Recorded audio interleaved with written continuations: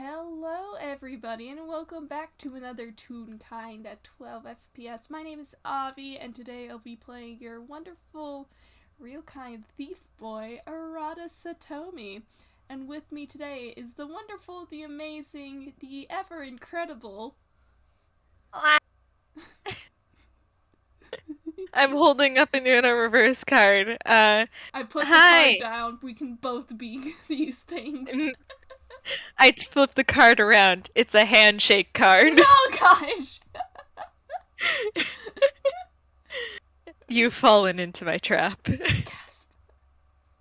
Yeah, hi, I'm Fletch. I'm going to be playing, Camille, everyone's favorite horrible 6-year-old detective, uh, who is currently going through it on this, conga line of FPSs. But you know, it's fine. It's for character development. He needs it. Oh, he does. Hopefully this will be a little bit gentler and an easier way into it, but we'll see. We'll see. Would you say that this is the same day as What Were You Thinking? Just a little bit later? Yeah, it's probably a bit later. I believe Mara said that Tammy's probably like conked the fuck out, which is fair considering. Yeah. And Azumi did pass out again at the end. Yeah. He woke up full of rage. And once that was gone, it's back to sleepy time. He went to Sleep Town. It's fine. Don't worry about it. He's at Sleepy Time Junction. Oh, wonderful.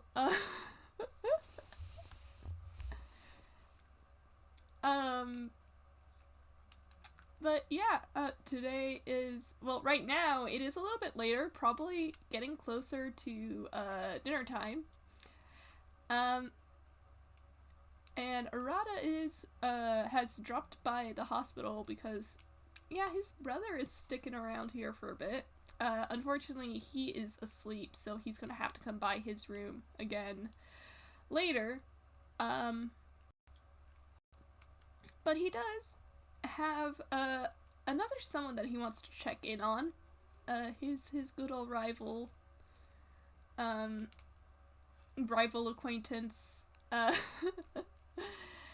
Question mark. question mark. He doesn't know what they are anymore. It's up in the air. Affectionate question mark, possibly, maybe. Yeah. But he is going to stop by the door, and like I think this is like the hospital thing where they have like a little window to see the patient. Arata's going to peek in to see if, well, he's going to look in first to see if anybody is awake in there. Oh, he does not. He does not perceive. Oh, he does not. Yeah, unfortunately, maybe something was positioned in such a way that you can't really get a clear look into the room. Yeah. I Think. let's see. Camille, are you awake? Oh my god. Alright. It's fine. It's fine. He can wake up when Arana comes in. Yeah, well, he can't really see, so he's, just to be polite, he's going to give the door a gentle knock and then step inside. Alright. Let's see. I'm gonna roll perception and then I'm going to see if he wakes up because that was a nat one. Okay. Unless you want to stick with him being that out.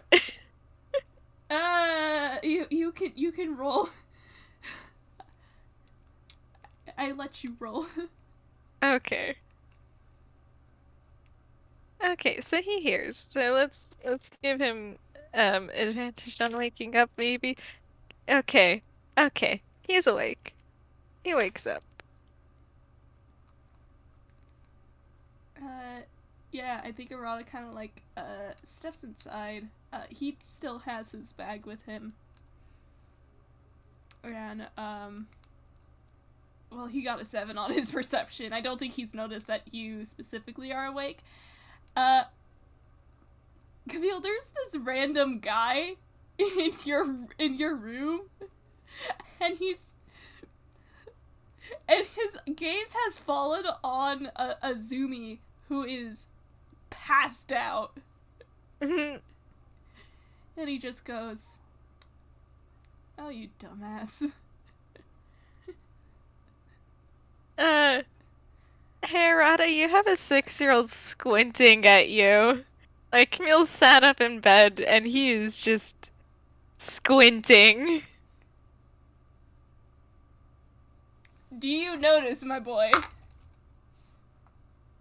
I'm gonna say that's a yeah. Because that's a 13. Yeah. He's very obviously not hiding that.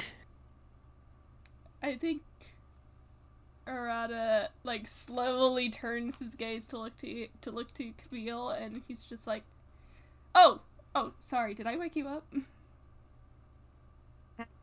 You did knock, so yeah. Alright, sorry, I'm just here to drop some food off for detective guy over there. Are you Camille Christie?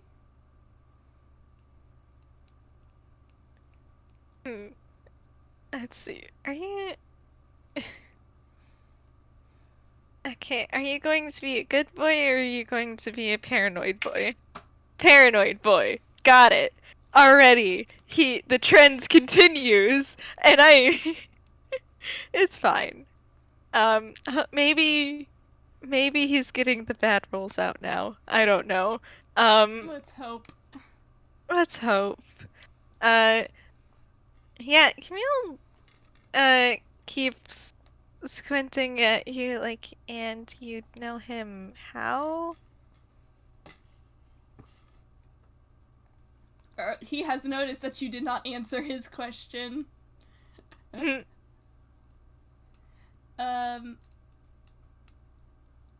as he gives his answer, you're free to roll insight, because I know you would. Yeah. He goes, "Oh, I'm not sure if he's talking about me. My name's Arata Satomi. I'm acquaintances with this guy, but also my brother's in the other hospital room. So I was listed as Sammy's emergency contact, so I came all the way here, and Azumi's also in the hospital, so I figured that like I would check on him and also bring food, because hospital food hospital food sucks." Oh, did he almost swear? He almost did. Oh, beloved. Yeah, Camille's doing insight. I will say there was no lie. This guy is, trying to be as polite as possible, because, you are a child in a hospital bed, and he did wake you up, and also, you don't know him. He is right. He is telling the truth when he says that, he and Azumi know each other. There had been a bit of uncertainty when he said that he was acquaintances with Azumi, but you can tell it's because he's not sure what else to call their relationship.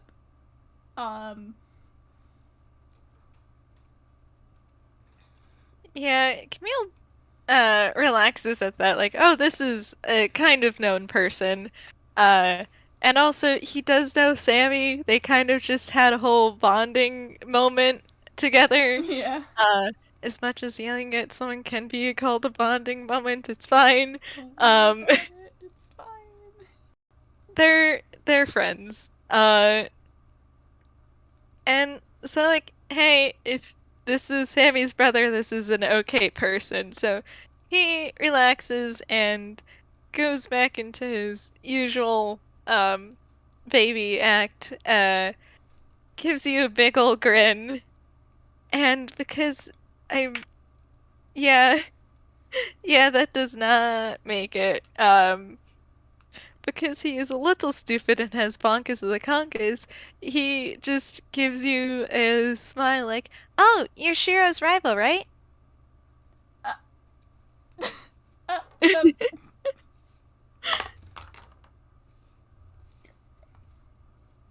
hang on. With saves. Yeah, that's what I thought. Oh. He does catch Oh, he's just like. He's just like. How did you know about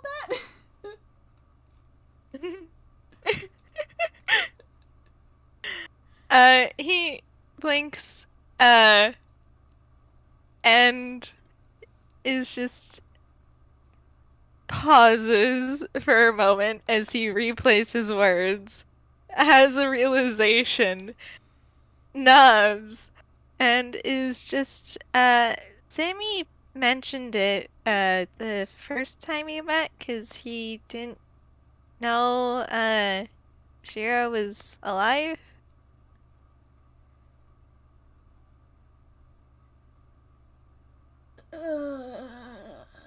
Okay.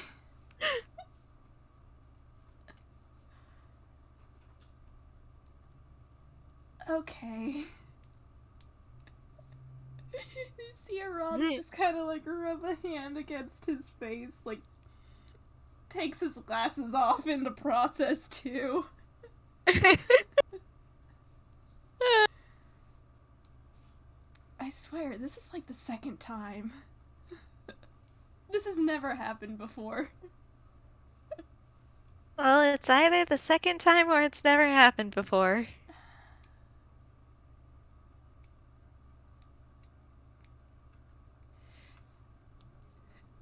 You know, I don't like these logical statements you're throwing at me. He's saying this completely jokingly. Yeah, Camille's giving you maybe a bit of a mischievous smile. You can, you can probably draw some conclusions there. As he's just like, well, you make it so easy. I do not control the rate at which my rival's sudden revival blue screens my adopted brother. Uh, I had been good up until the professor met Azumi.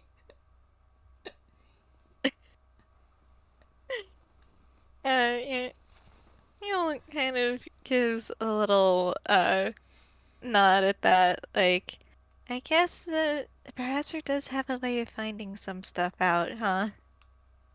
It's insane.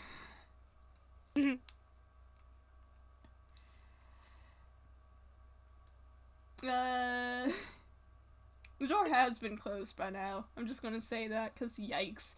Yeah, no, Camille would have never said that if the door was open. Yeah. He might have bonkers of the conkus, but he's not that bad. Oh yeah.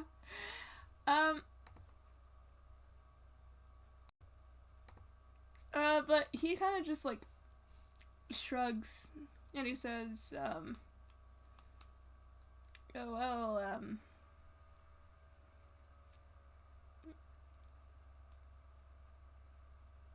I mean, Azumi seems to trust you, so you know what? Whatever.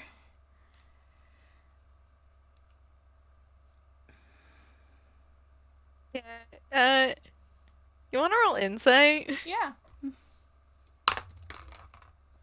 Oh my god, that was a really good roll. Okay, you do not need to get that high, buddy. He's not trying to hide it. Yeah, like, as you say that, Camille's smile does get a bit, fond. And, like,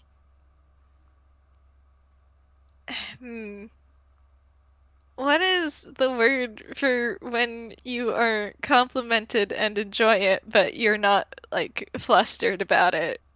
I don't know. Oh That gosh. that emotion. Like Content? he's, I No. guess, no. I don't know. Somebody can Yeah, comment at us later. it's uh, Just straight it's up fine. happy. Yeah, I guess straight up happy could work. But yeah, it's yeah, he uh has a normal amount of emotions over that. It's fine. Um, Aww. it's fine. Listen, he's had a long day. But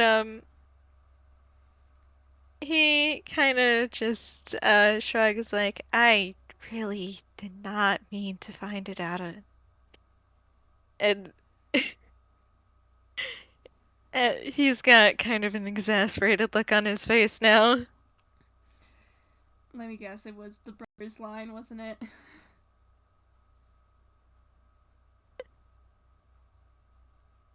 Uh, he looks up at you. What? Oh, did I not come through? No, he's a bit confused. Sammy calls me his brother, you know? Yeah, no, yeah,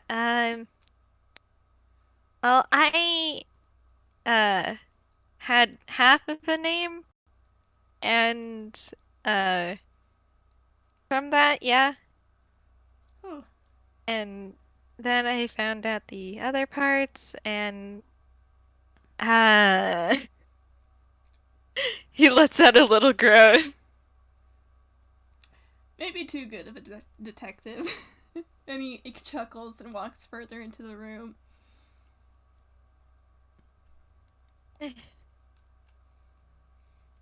I, it kind of ruins it if you know their identity, you know?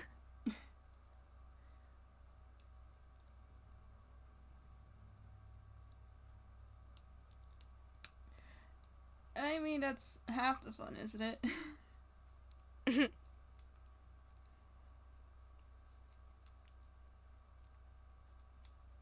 Nobody else knows, right?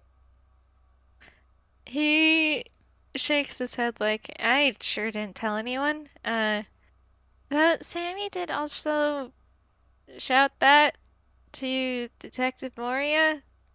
So I'm not sure if she's pieced things together, but she is a detective. She's pretty laid back about that kind of stuff, though. Guess I'll just have to meet her. Uh, he kind of just shrugs. Do you like curry by any chance? I mean, I don't make it really spicy because this guy he points a thumb at Azumi.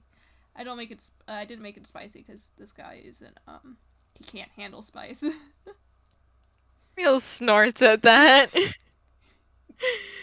uh, he is totally not filing away that fact for later. No, no, he's not. He would never use that information. Oh, wonderful. And he's just like, sure. I just can't have coconut. Oh yeah, no coconut. It's just curry and rice.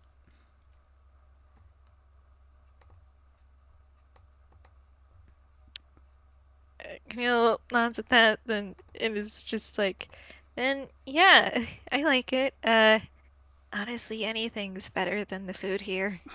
I think Arata snorts at that.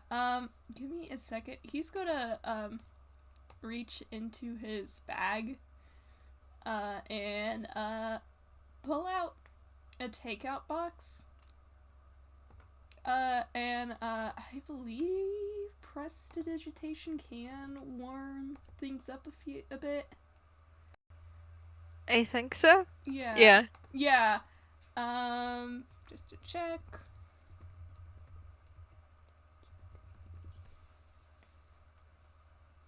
Yes, okay. So he casts prestidigitation on the food because he did travel all the way here.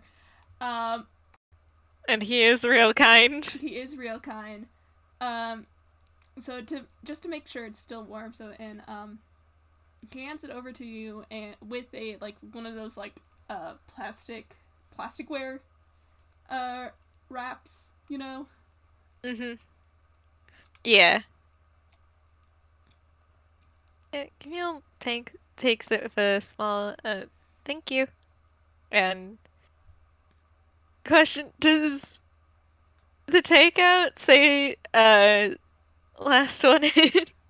I don't think Or so. is it from somewhere else? It doesn't say. It doesn't say anything on it because the last one in is a tiny establishment. I don't think they would have Okay. their own printed stuff. Okay.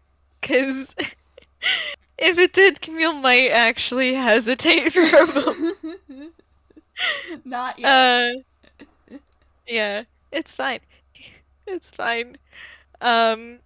He totally doesn't have a murder curse at all. And yeah, he probably starts digging in because it probably has been a while since the sandwiches. Yeah, and let me do a retroactive roll. Oh hell yeah, of course he did. I like rolling sleight of hand for this. It's fun. It's fun. Amazing. That sure is a 30. That sure is a 30. This boy, I think. Am I doing this right with the gloves of thievery? Let's see. Because if not, even if you subtract 5 from it, that is still. Yeah. It's +5 bonus to dexterity sleight of hand checks and dexterity checks made to pick locks. So, yeah, it's a automatic +5 to any sleight of hand check, and also for picking locks. Ha ha ha. Anyway. The wording is a little bit weird, yeah. Yeah. But anyway, I hand you a really fucking good curry. God, yeah, Camille, he is, currently in disguise, and even without that, he is half Ghiblian, so, you know that little reaction that Ghiblian tunes do? Oh. Yeah. Just, like, little hair floof and, eye shine type deal, and then he is, digging in. Yeah, it's really good curry. And I think Arata just kind of grins and looks around, tries to find a place to sit down. Azumi's asleep in the only chair. So he just kind of sighs and stands there awkwardly. Oh. But he just goes, yeah, it's good. It certainly is better than the hospital food. Yeah, no, Sammy told me that they messed up sandwiches, and I'm just, how do you mess up sandwiches? Alright.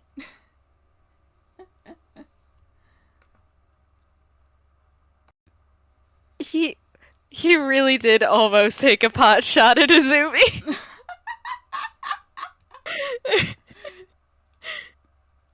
uh, It's fine. Arata would enjoy that. Camille's probably been around Azumi long enough to like know. So, he almost absent-mindedly, he's just not even Shiro can mess up a sandwich that bad. There's the loudest snort from Arata. And he just kind of just. God damn it, I'm trying not to wake him up. As he tries to hold back a laugh. Camille, smiles like, oh, don't worry, he's out. I think he'd only really wake up, if something activated, his protective streak, I guess? He doesn't really know what to call it. But Azumi did fucking yeet himself away last FPS, so.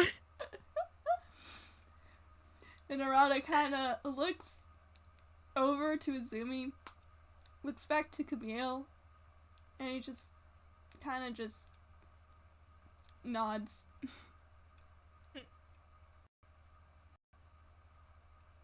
Yeah, I think, after a moment of silence and, Arata awkwardly standing there, Camille is going to, very much not casually say, like, I know there's not really a lot of places to sit, so, I mean, I'm not using the whole bed.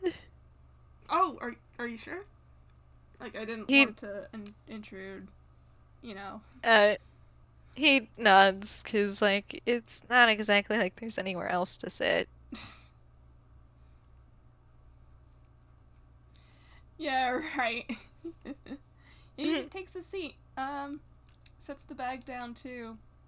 For a split second, you see the tail and ears of a cat kind of like readjust himself before curling back in on the bag. Camille is leaning over. Just... Did you really sneak a cat into the hospital? He would complain if I left him alone.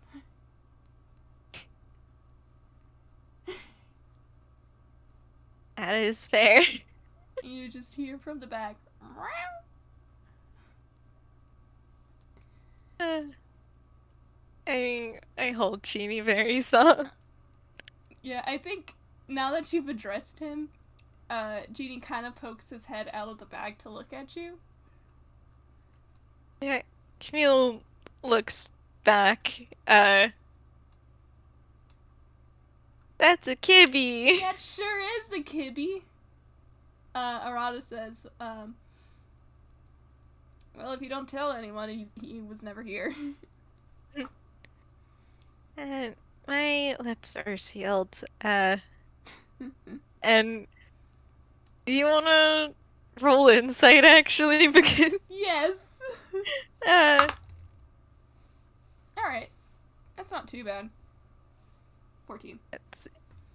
Yeah. There's an air of amusement coming off of him. And for the audience, I'm going to say that is because Camille himself has absolutely snuck so much contraband into a hospital before. He's not exactly in any place to get mad at someone else for it.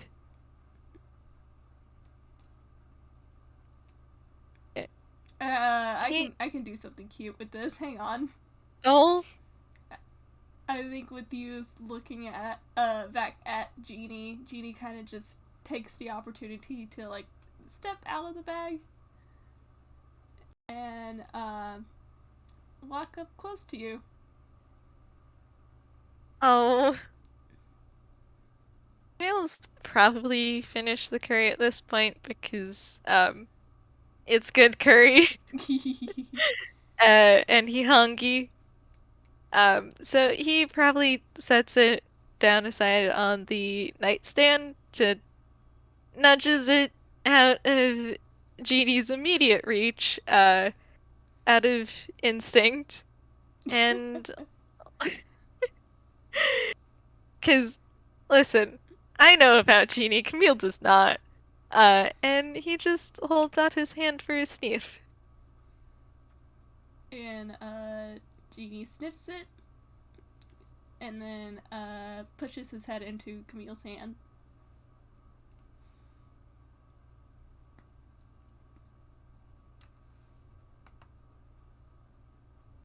This is one.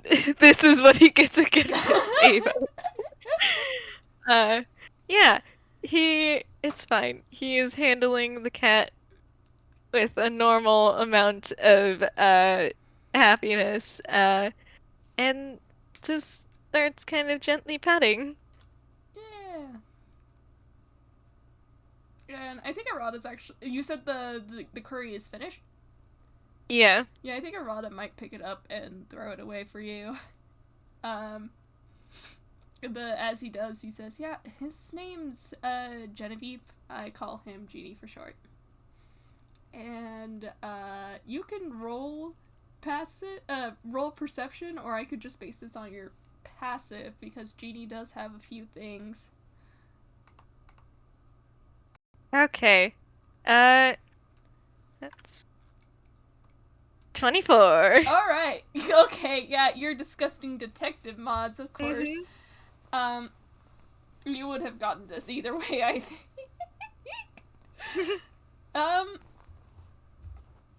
Yeah, Jeannie's got a collar. It is yellow. It is yellow, and there are two little, charms, I guess you could call them. Tags, on it.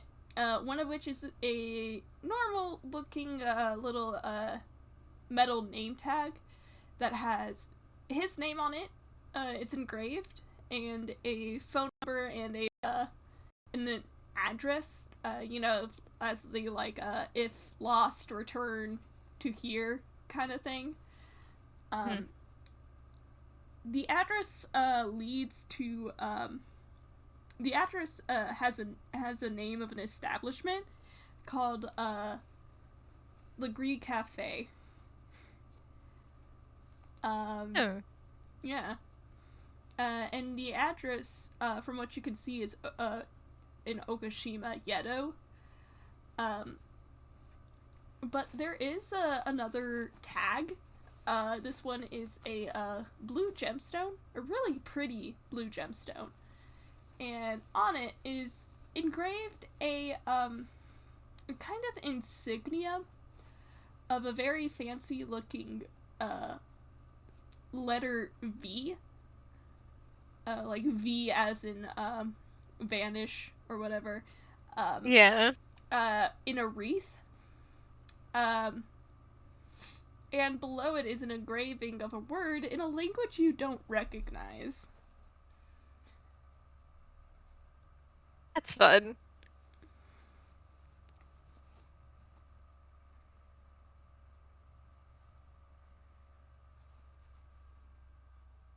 I don't think Camille is enough of a little shit to roll Arcana on it. He probably he can probably tell that something's up, but Arata is like right there. Yeah. I will yeah, say Jeannie has sat down to take the pets. Oh. And he's just gonna He's just gonna smile like, well, it's nice to meet you, Jeannie. That's a really nice collar. Oh yeah, it was a gift.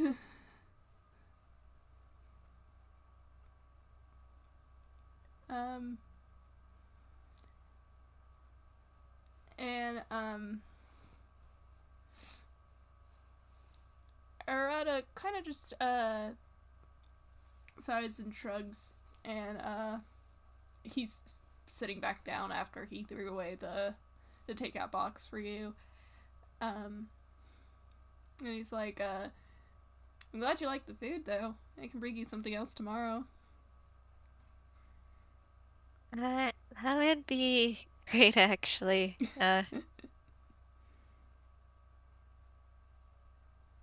I mentioned the hospital food again, but that is starting to become a tired gag. Yeah, no, don't worry about it. I'll make you something good. Yeah, so Azumi lets you call him Shiro?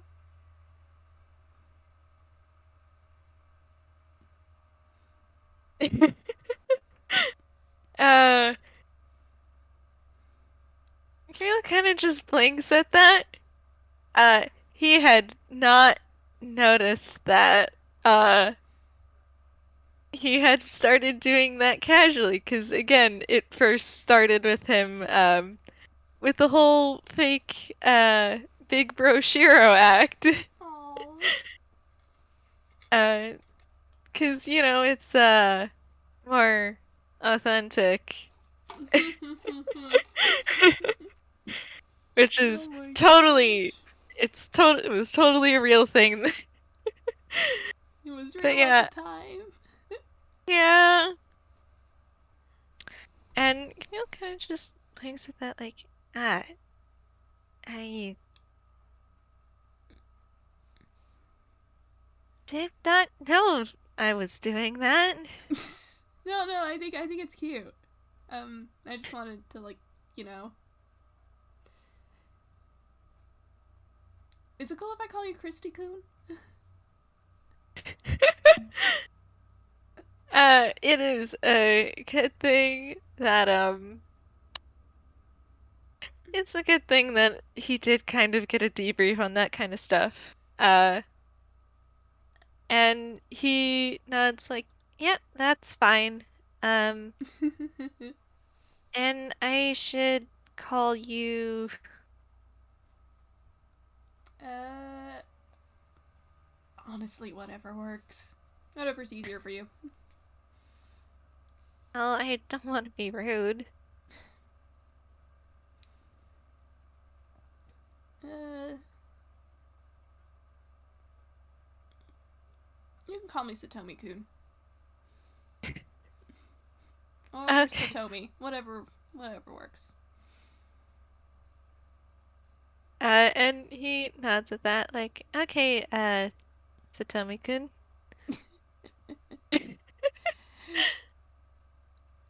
And he kind of leans in and says, "I promise, if you wanna call me something different, I won't get offended. I've been called a lot worse."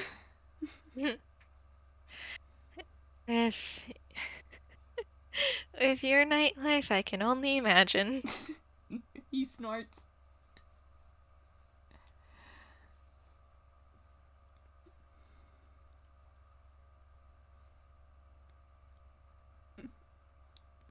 You got no idea, man. You're you're rivals with L, right? Oh, you know him? We met once. He'll nods at that, like, yeah, we're rivals. He kind of put out the call for a detective to chase him a while back, and I guess I was the best at keeping up. Huh. Well, I hope you get a swift recovery. I think he needs somebody to chase after him. Yeah, I don't want to miss 2 heists in a row. That's not a good look. No, it is not.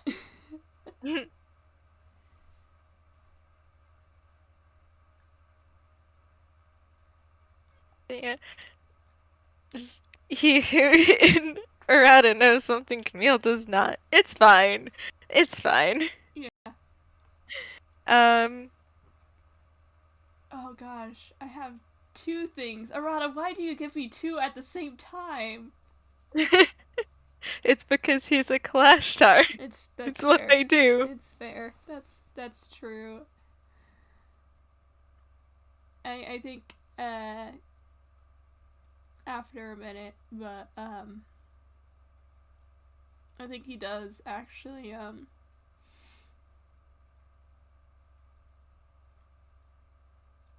think he actually does like soften a bit. And he goes well, I can probably guess that you got asked this a lot, but you doing okay? I mean, being in a hospital kinda sucks.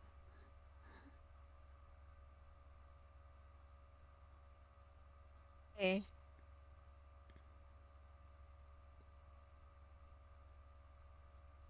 Uh, okay. Actually, wait, I forgot. Do you want to roll an investigation? Yeah, sure. He doesn't have the greatest investigation because he's the thief, not the detective. But let me find it again. Okay, yeah, that's what I thought. I don't think he's beating it. Oh, he was one off. Yeah, this is a completely full tune, Your Honor. Yeah, this is just completely full tune. If he did get to see through it, I could have flavored something fun, but that's fine. Cause he, not do so hot on his deception. Oh, I don't think that beats his passive. No, it doesn't. Yeah. So, Camille's just like, yeah, I'm fine. But, no, like, not even the illusion can hide how, worn down he kind of looks at that question.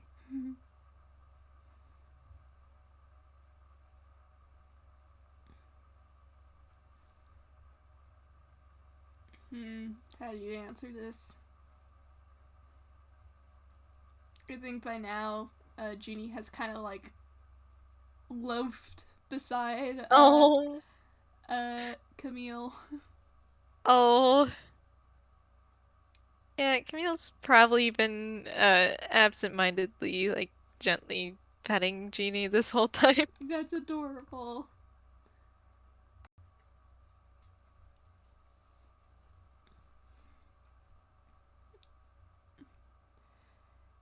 And I think Garada just kinda takes a moment and he's got that knowing look on his face. Like he says, and he says, are you saying that because you got asked that a lot, or are you like actually fine?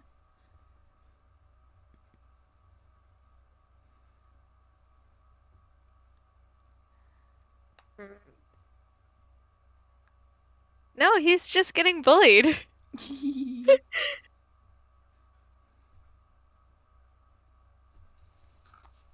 I have a roll insight if you want me to. Go ahead, 'cause Camille's just... I'm actually fine. Oh, you're not gonna believe this. Uh-oh. Yeah, meets it beats it. No, he is lying to your face.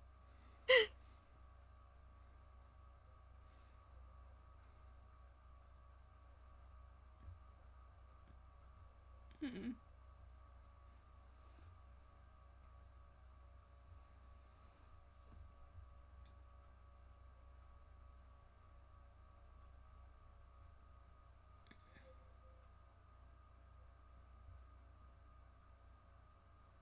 Oh, what'd he do? Oh, buddy, why is your immediate thought cheer up little kid? Oh. You gave him food and a cat to pet. Oh. I think you can tell that there is a moment in which Arata kind of looks at you, and it's definitely that kind of like older sibling. I know you're not telling me the truth kind of vibe. Um, but I think he's just like.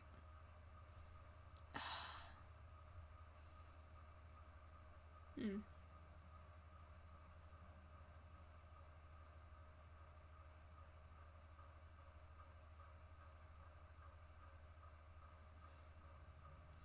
I think he kind of sighs and relents, and before a moment later, he goes to reach for his bag again, and he pulls out a deck of cards, and he says, "Hey, do you wanna see a magic trick?" And Camille kind of blinks at that, cause that sure is a sudden change of topic, but okay, he'll take it. Uh, he's not about to trauma dump to a stranger. No, that's fair. I think that's part of the reason, like, why Arata is like skirting around it a little bit. Yeah. And Camille nods, like, sure. I have a friend who's a magician. Oh, really? And Camille nods at that. Well, Like, Oh, continue. yeah, I cannot see through his tricks. Well, you know, they say they don't reveal the trick of the trade, whatever. I'm not a magician, I just have really dexterous hands. Alright, roll your horrible, horrible sleight of hand. As he does. Oh, why the fuck did you... Yeah, Camille cannot beat that. Alright. Yeah, so he is scrutinizing your trick, but he cannot see through it. Alright. While you were watching, how about this? Roll me, okay, perception and arcana. You can get something different for both. Alright. Okay, so perception is that. And arcana. Oh, no, if the dice would stop running away. Oh no! Okay. A dirty 20. Alright. Okay. So, let me do the arcana first. This is not at all related to the, trick he is showing you, because there is no magic involved here, but the more you watch him, like, shuffle through this deck, the more you realize that there is, like, some kind of very, very small enchantment on this deck.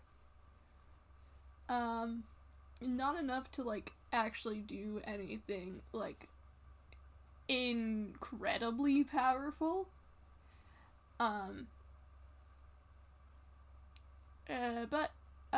Yeah, there is a tiny charm on this deck.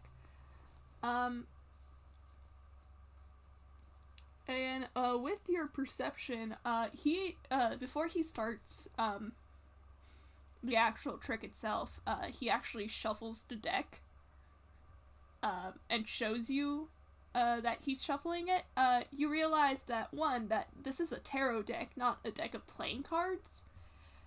So you do see the major arcana and whatnot, but you do notice that there are actually a few cards in the style of the major arcana, but those aren't usually seen in the traditional tarot deck. And those cards are the Faith, the Counselor, the Hope, and the Apostle.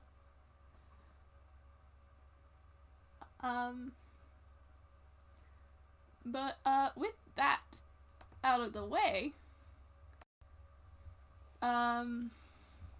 he does the trick, and you see him after shuffling the deck pull out specifically the Fool card, and he puts the rest of the deck in his pocket, and he goes on and he says, a friend of mine once told me that the major arcana of a tarot deck represents a person's journey through life. You know, they start off new to everything, and he shows you the Fool card. But as they continue, and then he kind of just flips the card over, and now you are looking at the major arcana, the Magician. They start to learn the tools they need to go through life, and they meet all sorts of different people, and he flips it again, and he does it in a way that is kind of like show-offish. You know how Phantom Thieves are. Yeah. And it is the next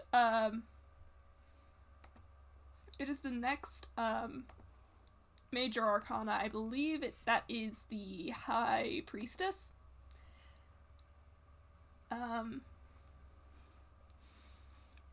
And he does this for the entire time that he is speaking, and it goes on and on and on through the major arcana. And he says, they meet all sorts of people that help them give what they need so that they can learn what they need to in order to eventually achieve the world.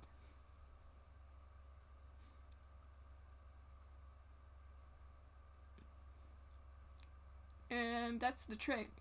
He takes out the deck from his pocket and slides the card back in.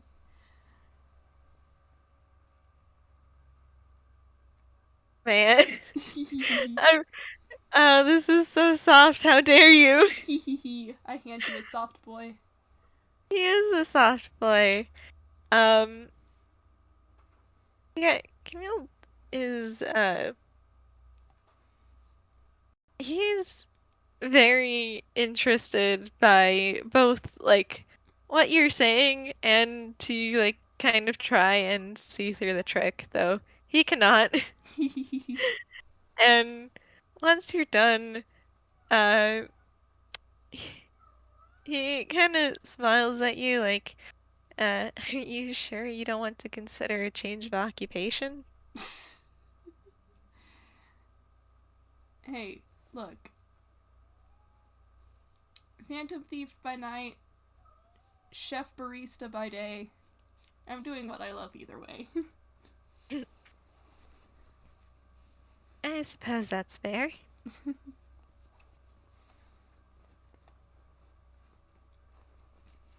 what about you? Do you like doing the detective work? And, Camille nods, like, It's, I don't really think I could be anything else.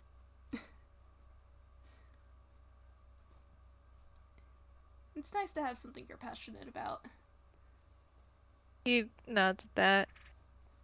Like, it's just nice to be able to help people, and being a detective gives me the tools to do so.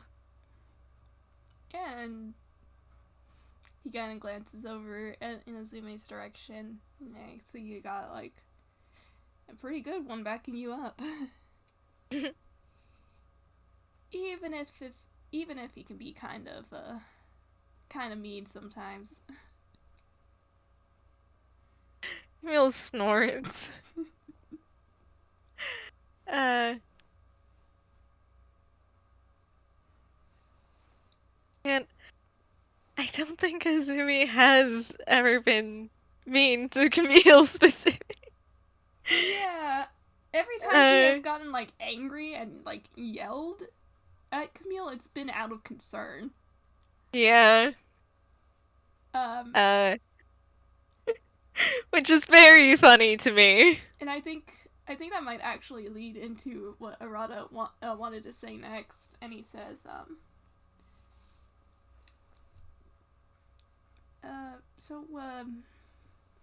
you see him kind of, like, fiddle with the deck of cards. This is a stim toy. Oh. You see him fiddle with it for a bit, and he says, so does, I mean,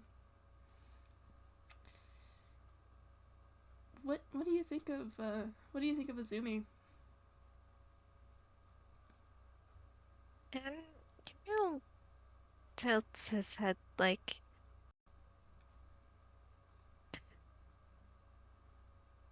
assume you probably... we did say that Azumi told Camille about Yeah. Yeah. Okay. Let me just...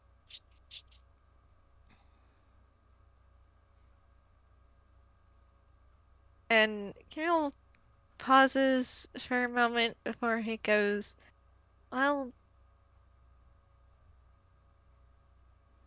I did learn a lot about him recently, and some of it is honestly pretty concerning. I still need time to think about that, but I think at the end of the day, he's a good person who's trying his hardest.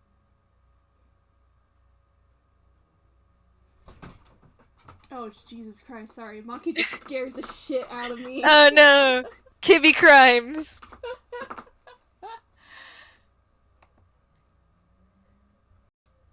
You see Arata.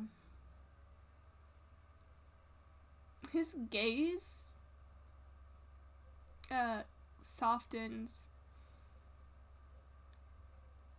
and he nods as he considers your answer, and he goes, yeah,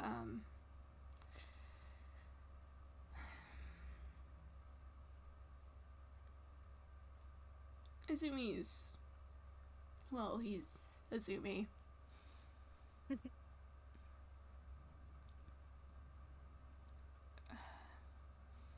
I mean, you're a pretty good detective. You probably already know this, but he is stupid good at lying and pretending he's alright, but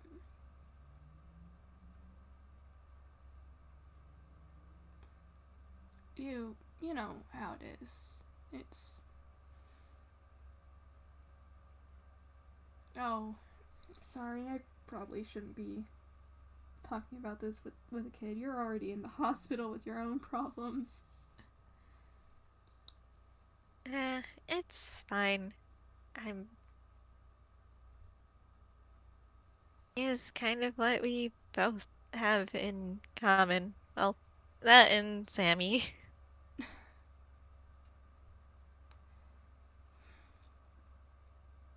I guess...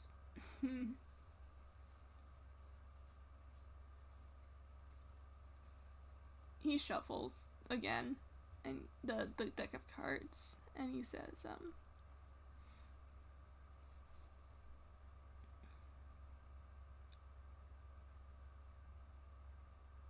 You want to know something funny? What? Arata kind of, he was in the middle of shuffling, but he, like, puts the cards, like, back into a deck together. And he, holds it out for you to take, the top card. And, Camille will. Yeah, you take up the top card.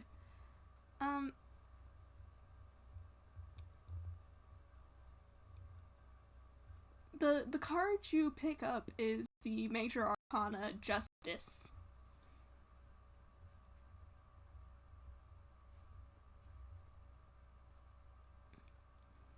And, Arata says,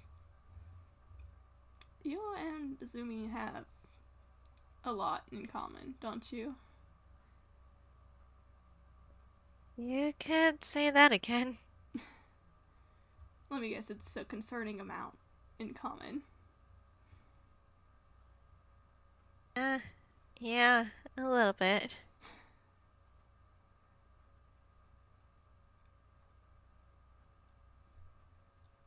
Look,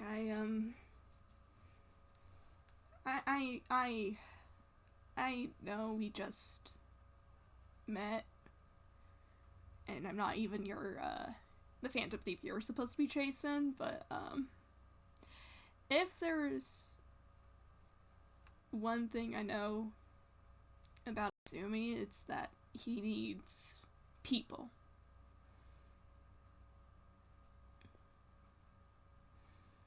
Because, if he doesn't have people, he's gonna regress, you know? Backtrack on everything. But, if you guys do have that much in common, I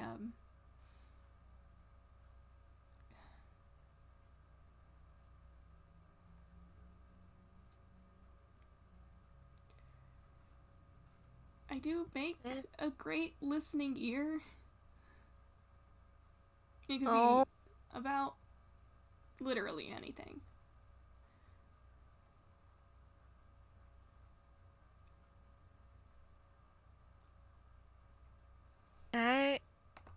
Camille gives you a smile and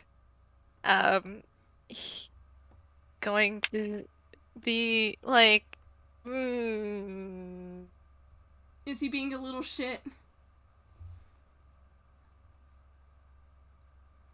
I hand you a deception roll. Oh, he can't beat that.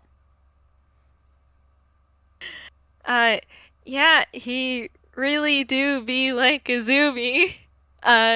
Because he gives you, a pleasant little baby smile and nods like, I'll keep that in mind.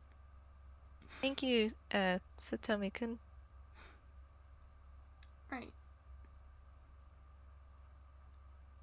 Oh, he hangs out with Azumi.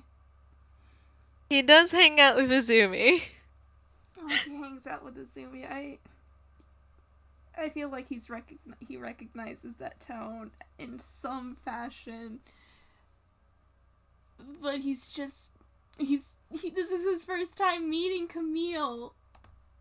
Yeah, you definitely do. Like, listen, I place the roll to the side. In fact, it being that high on deception is probably what tips you off. Mm-hmm. 'Cause it is, it feels so very familiar. It's almost like you could, superimpose, Zumi's, little pleasant boy grin on top of him. God, you even do the same smile he does. I do? That's how similar you guys are.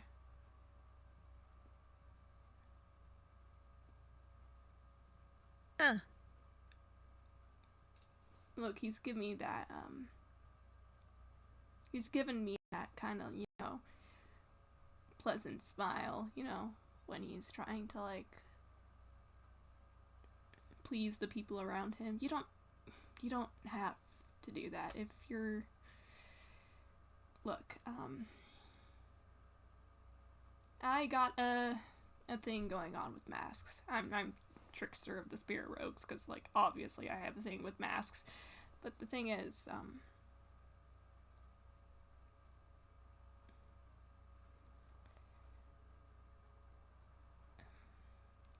God, how do you put this into words? He says, I guess you could say I'm pretty good at seeing behind them, you know?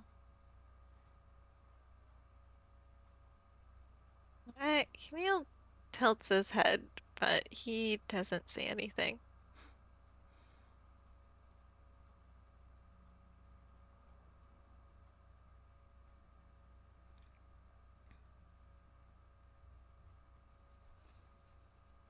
You know when Azumi was still in Yedo before he died,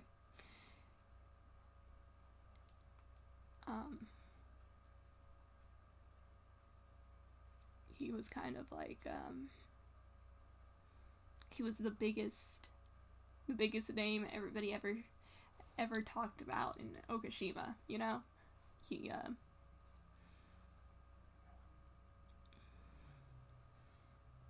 he would go to all these places, you know, and talk to all these people. He did interviews, man. He did.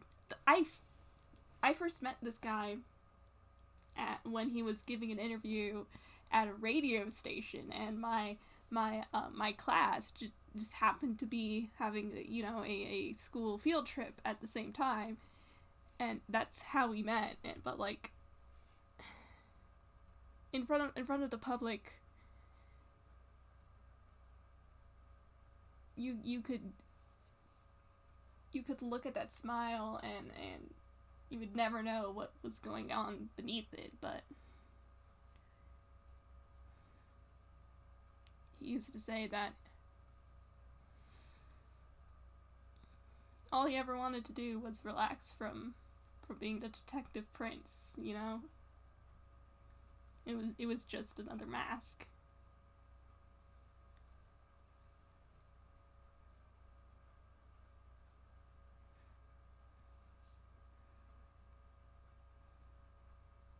Hmm.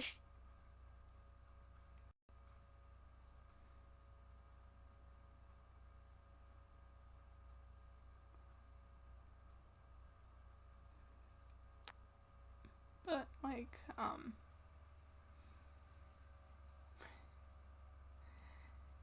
when you see beneath it, you can tell everything that's wrong with his smile. Too forced. Not genuine. There's something in his eyes. He usually only does that if he doesn't know anybody or if he doesn't like you.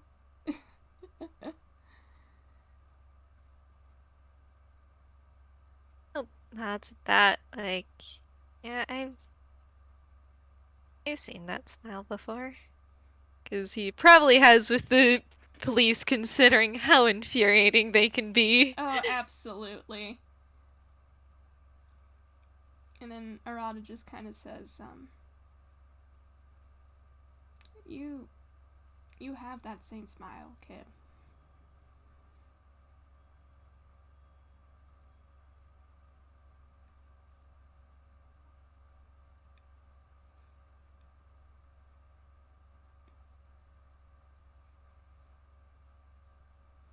And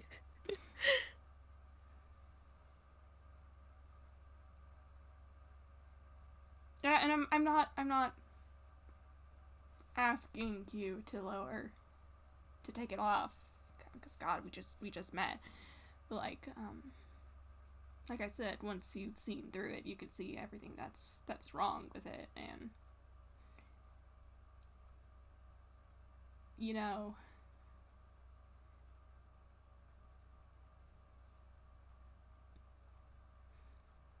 ever since I saw Azumi without it. You know, it's been like this guy needs help, like capital H help. Um,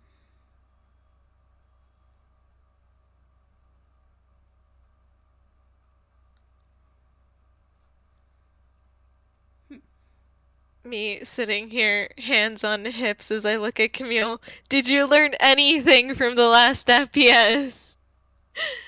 Uh, I guess what I'm trying to say is, I hope you have people you feel comfortable enough around to take that mask off.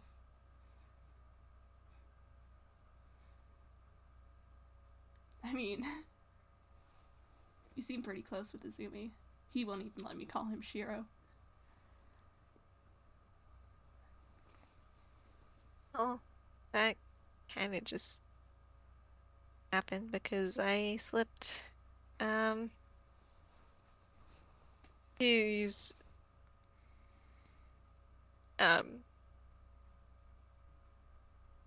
of still petting Jeannie with one hand, but the other is kind of um yes. What are you doing? What are you doing, little man? I think the other one's kind of tapping uh and I'm surprised because he hasn't done that before. He knows the dangers of that, but okay. Oh boy. Yeah. And he's kind of he's kind of trying to process everything, but unfortunately he ain't doing so good. After a moment, the beat he was tapping out to slips. He does a little flinch and he kind of falls up his hand a bit to not do that. Oh, Camille, honey, I mean, Avi know what that is, but Arata sure doesn't. Yeah, what kind of conclusion is Arata gonna get from that? Sorry, did I go too far? I didn't mean to. No, no, you're fine. There's just been a lot of stuff happening recently, but I'm fine, and I have people with me.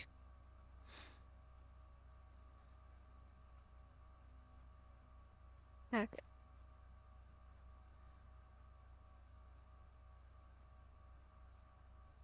Oh, I could try. You could try. I could try. I'm worried he wasted all his good rolls on the fucking curry and the goddamn card trick. No, he crit. Oh my god. Arata seeing a child in distress is just zeroes in.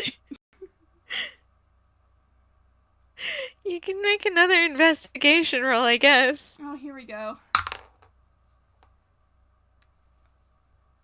Oh, that's better. Yeah, the DC is 15. Yeah, congrats. As you're kind of squinting at this child, 'cause he really did just try to lie to you about being fine again. And apparently has some unresolved feelings about people being there. Uh, 'Cause boy, that sure do be a I shake Camille.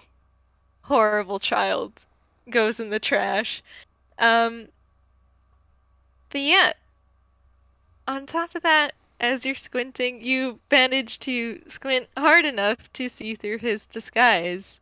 And you can kind of see past the illusion magic to see a little half-toon who looks a whole lot more worn out than the illusion makes him look. Oh, kid, the protective older brother instincts continue. God, he really did just immediately get adopted. I'm sorry, Arata's almost like this with like practically every younger character he meets. Mm-hmm.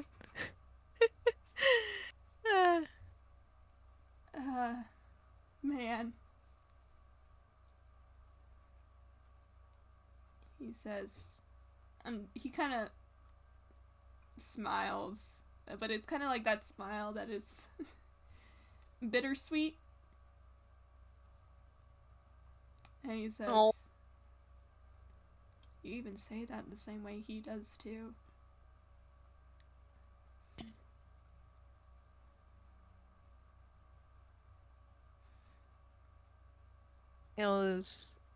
Uh, he's just looking down at Jeannie. Jeannie's looking back up at you. Camille's giving him a little chin scratch. I can't do the purring noise because I haven't perfected it, but you do hear the like soft cat activation noise. Oh.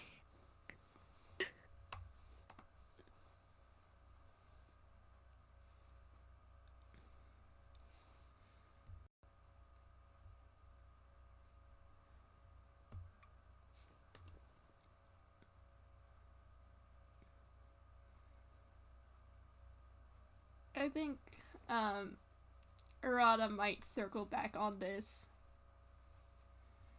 I think he wants to like lean back away from the subject for a little bit. Just to make sure he doesn't like make Camille too uncomfortable. But he says,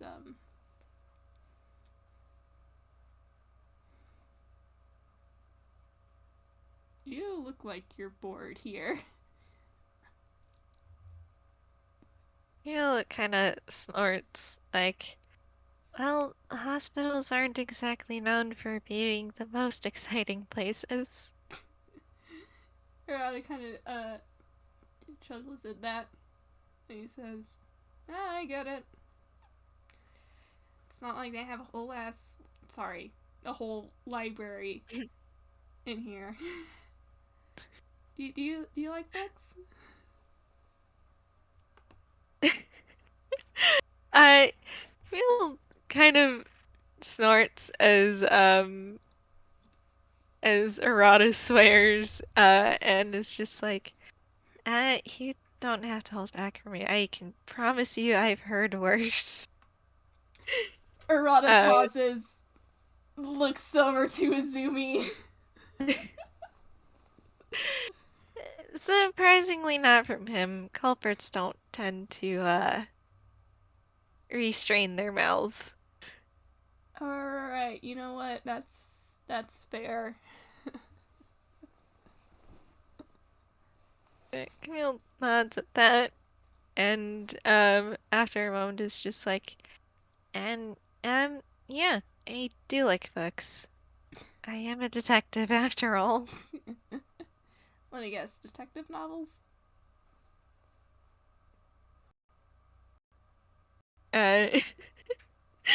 Camille gives you a smirk, like, just take a guess.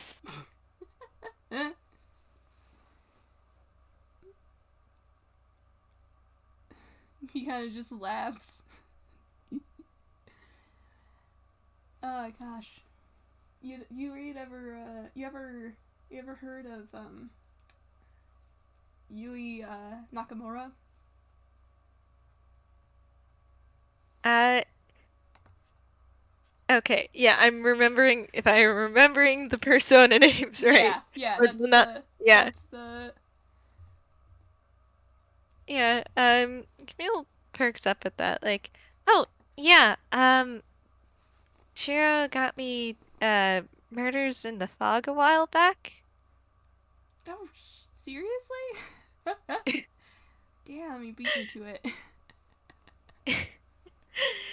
Camille nods, and is just, well, I have been meaning to get into, their other works. Oh, yeah, no. Nakamura-san's work is, if I may be biased, it's the bomb. I used to live in the place,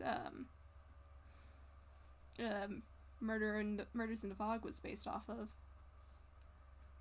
Oh, really? Yeah, I've actually met, Nakamura-san. That would explain why you said you were biased.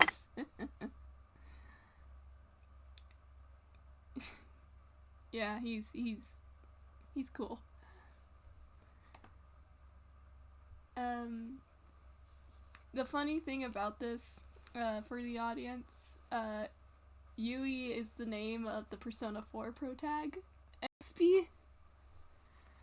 And Arata does not know that he is the Persona 4 protag. It's good, it's fun.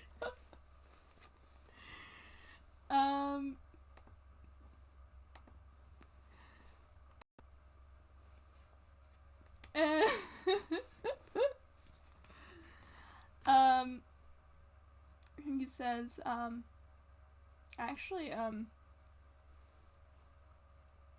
the detective who helped him write Murders in the Fog, Naoya Shirahara. Yeah? I haven't met him either, but, you know who has? Wait, don't tell me. I mean, Shirahara-san was the previous Detective Prince. He had to learn it from someone. Camille snorts, 'cause, man, Azumi knows someone cool.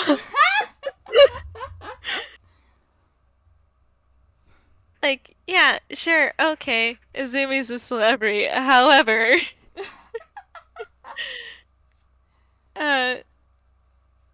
he's just like, oh, wow, I actually, really looked up to him. Yeah.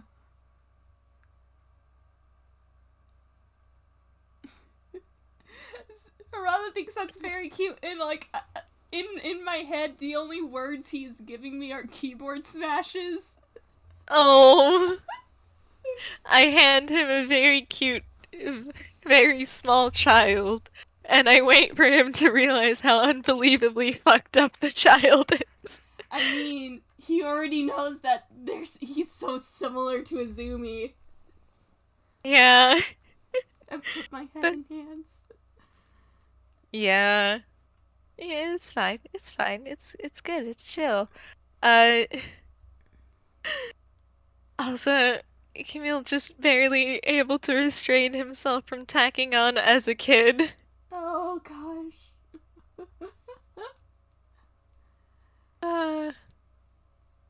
And Arata goes, yeah, no, that guy's amazing. Like, I know I'm supposed to be, Phantom Thief on the other side, but no, he's really cool. Well, detectives and phantom thieves aren't always black and white, I guess. Of course not. But those do seem to be the preferred colors. Oh gosh. Do y'all have like a costume code or something? Not in Yedo, but apparently they got a magazine here in Ainquo. All right. Yeah.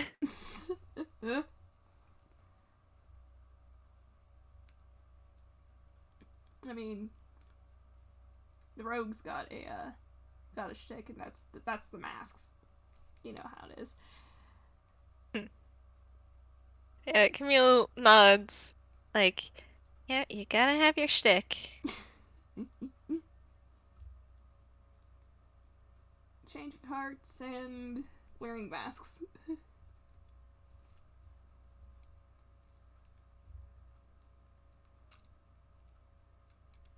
You wanna roll an insight on Camille? Yeah. Why? What the? Why are you rolling high? It's because this is child. Yeah. And also, this child is like Azumi. And we all know what Azumi is like. This is true. Yeah, Camille, he, kind of perks up a little at the mention of what the spirit rogues do, per se. Mm-hmm. That he's not pushing it, because he knows that he kind of literally just met you. Oh. Oh, that gets the trickster smile.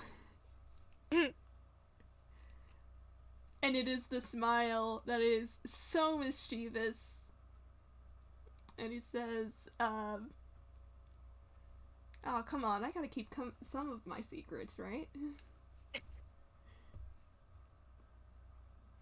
Yeah, I suppose that's fair. Well, you can't blame a detective for being curious. I guess not. Maybe you'll figure it out one day. I mean, you do hang out with this me. Maybe.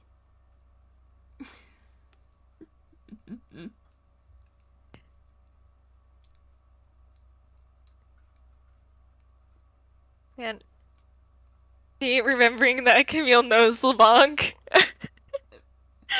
I mean, uh, handshake Arata. yeah. He... Because I think it's funny, he, probably knowing that that's not really going to go much further, at least in terms of him figuring stuff out for this conversation, he does cycle back around to going, well, I guess in terms of uniforms, well, I guess Lamont doesn't have one.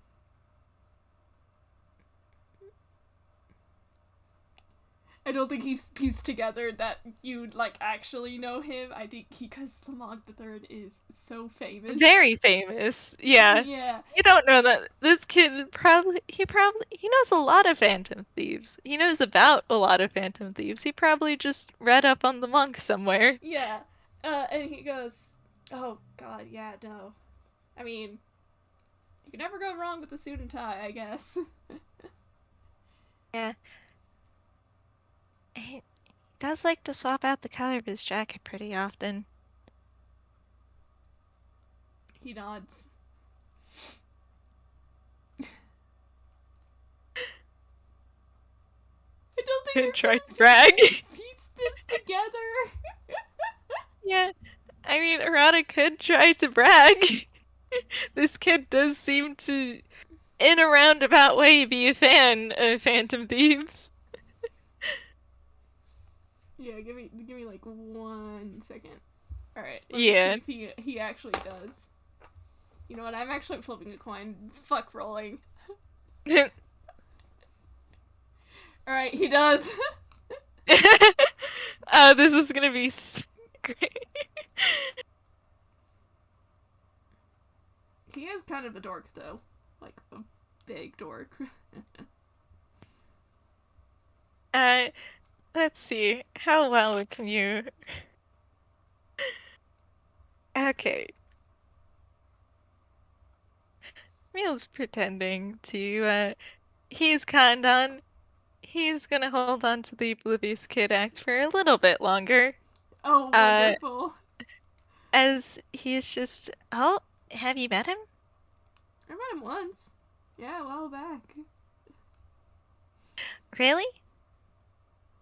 Yeah, it was during a heist, but kind of crazy, yeah.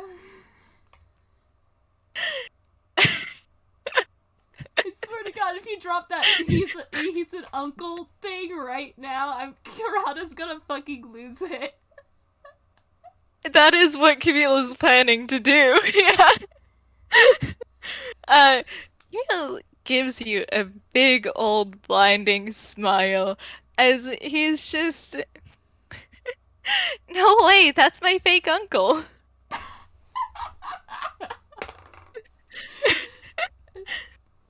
Just a quick fun little whiz save. Aw. Alright. I can type. I almost put a 31 instead of a 13. Yeah, there's a moment where he like blinks. Like he had been so ready to brag, but then he stops and stares at you. Camille's just smiling. Oh, so innocently.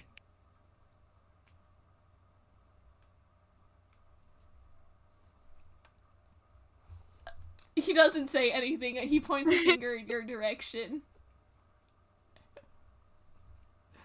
Yes, Satomi-kun?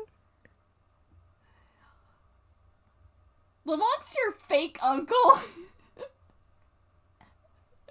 Camille, the smile is no longer innocent. He's nodding. You little shit.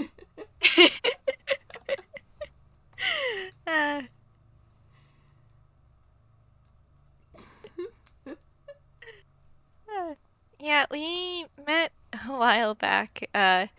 It's a lot happened. But, long story short, Drufu is my fake papa, and Monk is my fake uncle, along with, Miyaman and, Buniko be my, I suppose, fake aunt? You actually met the entire gang. Yeah. Aw, damn. I'm so sorry to Arata. Kid, you just one-upped me. Not a lot of people can do that.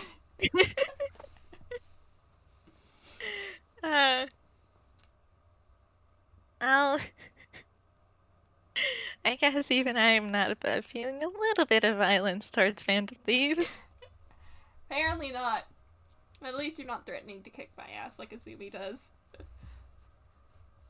He gestures to himself like, I honestly don't think I could. Yeah, no, you're like pick-upable size. Yeah. Yeah. I feel like I could mage hand you.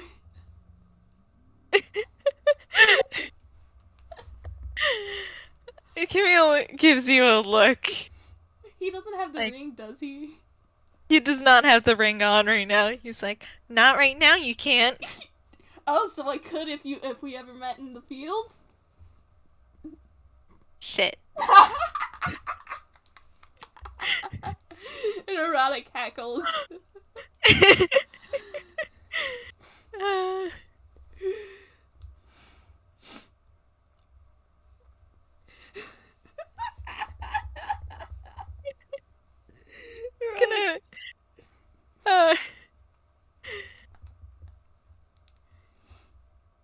What is Arata doing? Arata's doing great.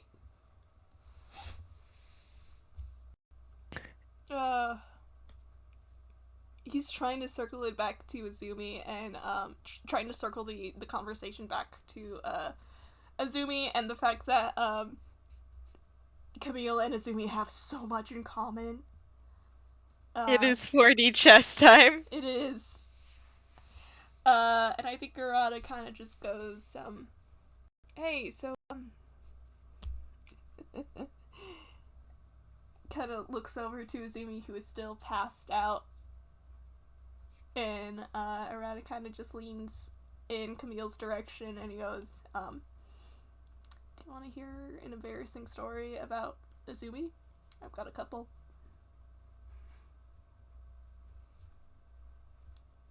Yeah, that's what I thought. Camille leans forward. Okay. Brother violence trumps out any brain cells he has. This is wonderful. Okay, not Azumi, Arata, which story do you pick? Which one? Do you go spicy takoyaki, or do you go... Hang on, I'm gonna decide, because there's like a couple you could pick from.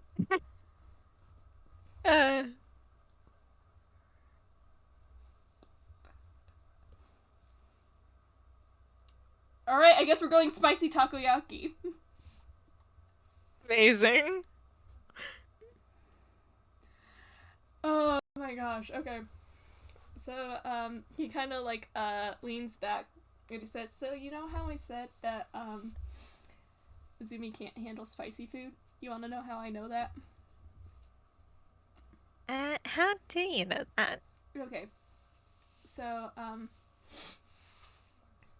when I was back in Okashima and I was a second year in high school,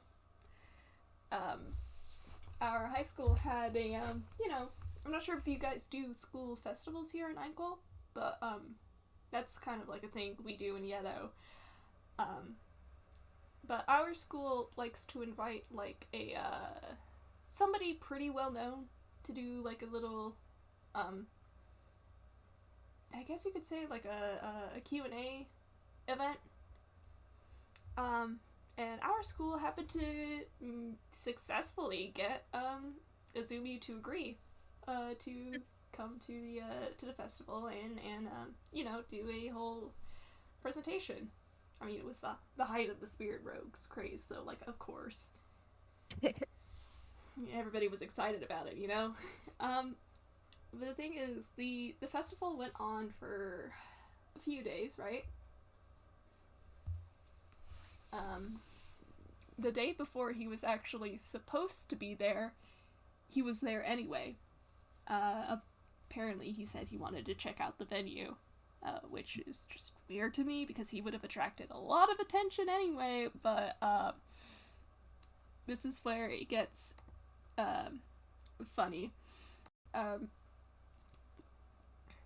One of the student-run stands that we had at our school was a sort of a maid cafe, but really it was just these girls dressed up in maid outfits and serving us takoyaki, but they called it, I and Avi don't actually know what the equivalent of, like, Russian roulette would be in a world without Russia, so I'm just gonna go for it. Oh my gosh. That's fair. Yeah. Revolver roulette, maybe? Yeah, I guess. So they had this thing called, what they call it? They called it, revolver takoyaki.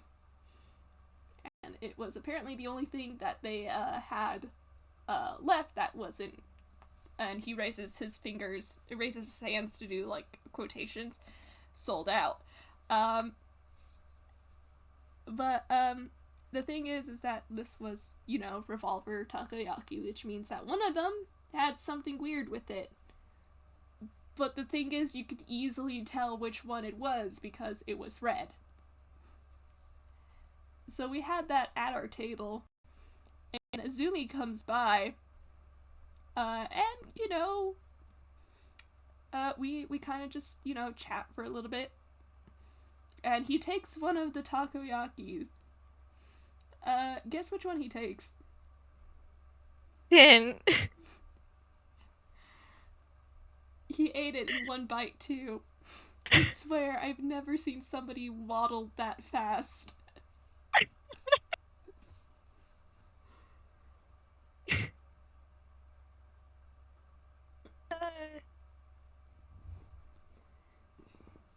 That laugh is in character. Why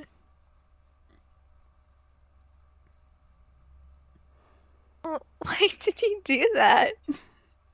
I don't know. He said it was part of his quote-unquote performance fee. I'll have to try and get it out of him later. Oh, I think he would beat me up for telling you that.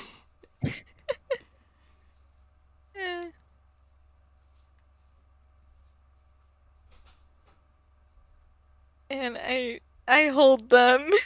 I held them too.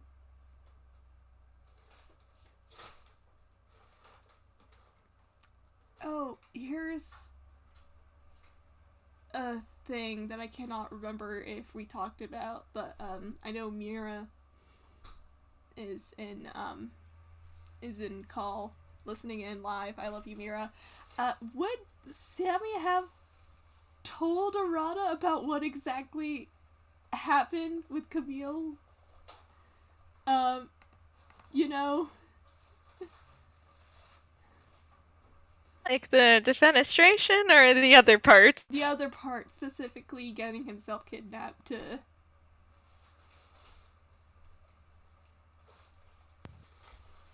Oh, are you going to lead that into the...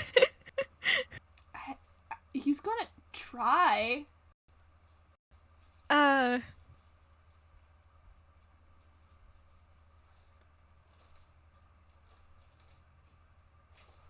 Said that he and Camille are too alike. I think that would be enough. Yeah, considering what Sammy pulled, yeah, you can probably connect the dots. Yeah. I think Arata is gonna... He's gonna flop onto his back. Like, he had been sitting on the edge of the bed, and now he just kind of like... You know, on his back. Does a flop. Like a cat. Like a cat. GD update, he's probably curled up right beside Camille. Oh. Yeah, Camille's probably gotten distracted enough to, like, stop actively petting GD, but, like, a hand is still on Kitty. Kibby. Kibby. But yeah, he says, can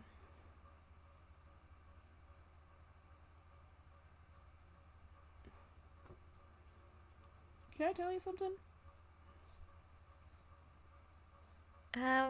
Sure.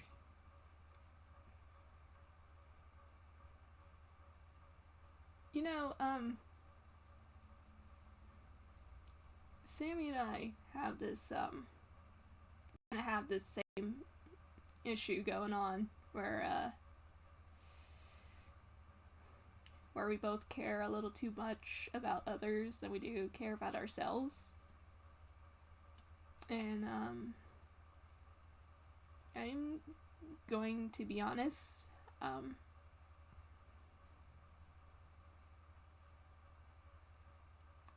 oh, my voice cracked. Oof. Oof, I pat you. Well, based on what I've heard from everybody else, you seem to have that same issue too.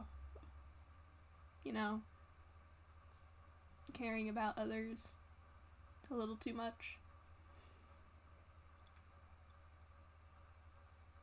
Oh. He frowns and kind of leans back. Like, I personally think I care about other people an appropriate amount. Yeah, but do you care about yourself the same amount? I do care about myself, yes. See, you're skirting around the actual question. The question was if it's the same amount.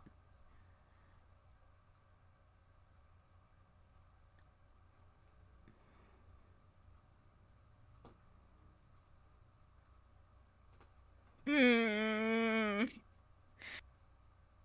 Uh, Camille, you should know that this isn't gonna work, buddy, but okay. Yeah. Yeah, that's what I fucking thought, you idiot. Oh boy.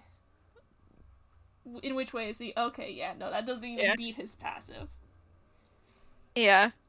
Camille, he...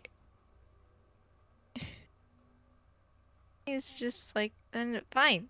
Yes, I care about myself the same amount. He doesn't turn his head in your direction, but he does, like, glance at you. Yeah, he is a little man who's full of bullshit. How can someone so small fit so many lies? I know, right?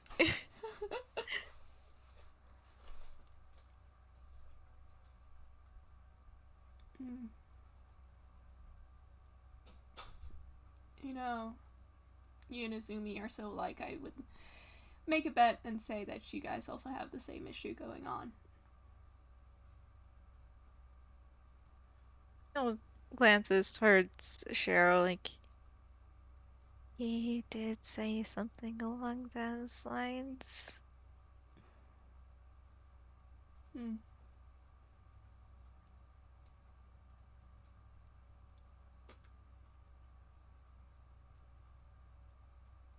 Well, you seem.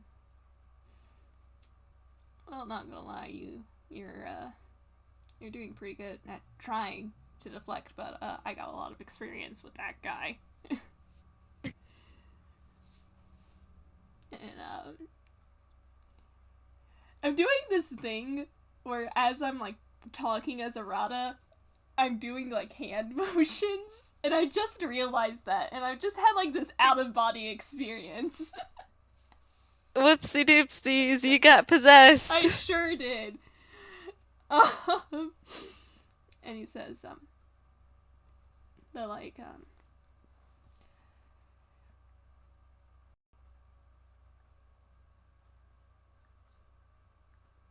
mean, you got a lot of common in with Sammy, and if you got a lot of common with with the Azumi. Hmm.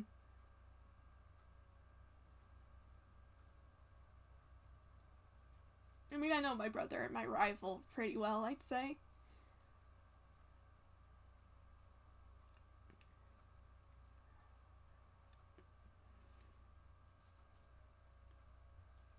Um,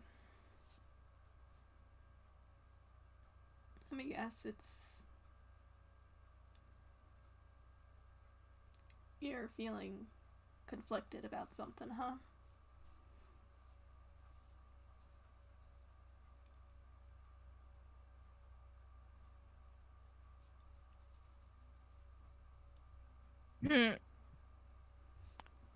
Camille just looks down at Genie, but he does not reply. I think Arata finally does turn his head in your direction. He's still laying down, which makes this kind of funny. Just a little, yeah. Yeah.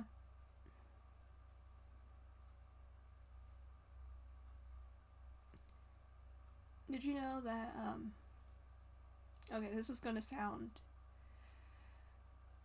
a little crazy. But did you know that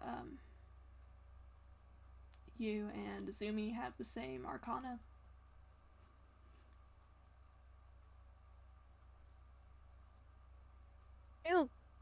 looks at you and tilts his head like a same arcana. Yeah, I guess you could say it's a superpower. It's kind of a bland one, you know. But sometimes when I meet someone new, I can just kind of, sixth sense, know what kind of like tarot major arcana they are, like which one best represents them. But yours and Azumi, they're the same. That's why when you picked out from the deck, you got justice, right? He nods. Like, yeah, I did. Hang on a second. I need to find something. Oh god, Firefox, please do not die on me. You know what? Fuck it, I'm looking it on my phone. I believe in you.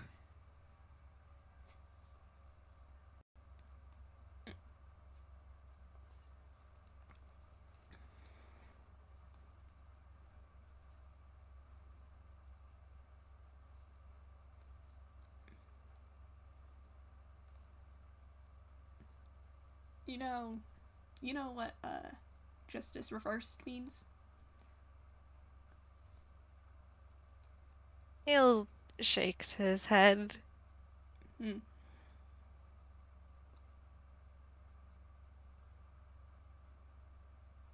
And he kind of just shrugs and he says sorry, I just saw what you put in the gallery.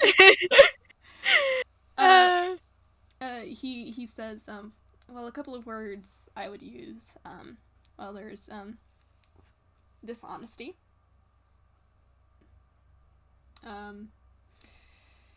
Imbalance is is one. You know, with scales, imagery.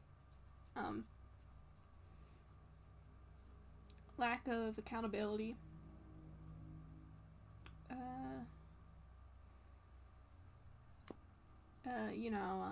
I mean, justice deals with, like, the law and stuff, but, it could be interpreted in many ways, but, people will say, legal flaws and,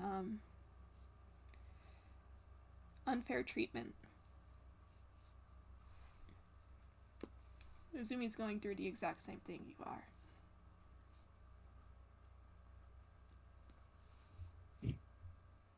He'll snorts like, oh, well, I doubt the exact same thing.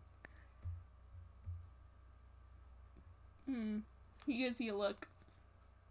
It's that, kind of like, you want a bet kind of look, and he says, you're feeling conflicted on a personal level, maybe even down to an identity, right? You're really gonna do that to my boy? You're just gonna read my boy like that? Alright. Okay. Okay.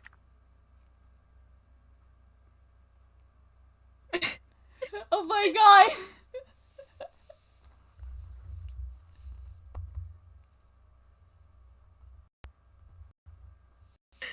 You can try, I suppose. Oh gosh. It's dirty 20. Dirty 20. It is possible. It is possible. Pray for my boy. Oh gosh, no, he's not getting it this time.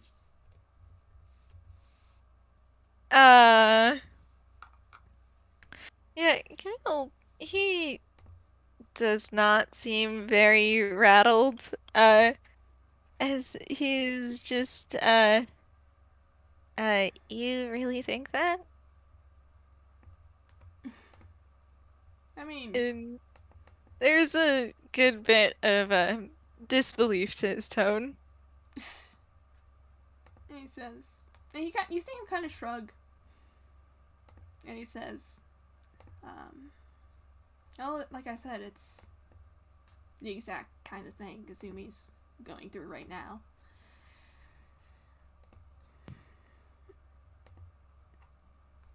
And,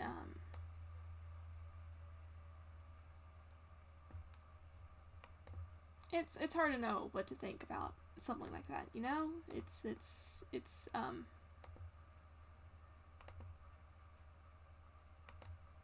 way down to a personal level, and I get that, and I'm not going to ask anything specific.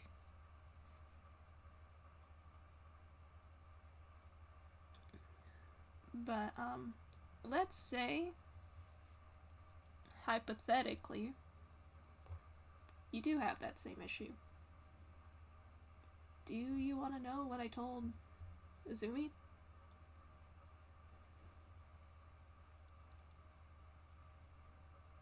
And there's a long beat of silence before Camille's just...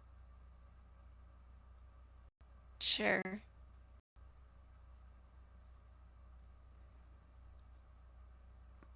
See, and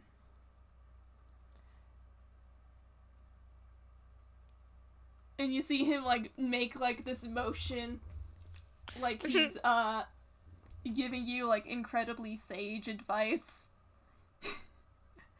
And it's even funnier because, he's laying down. And you can tell that it's because he's trying to still be a little bit humorous, like you can still laugh at him even as he tells you this.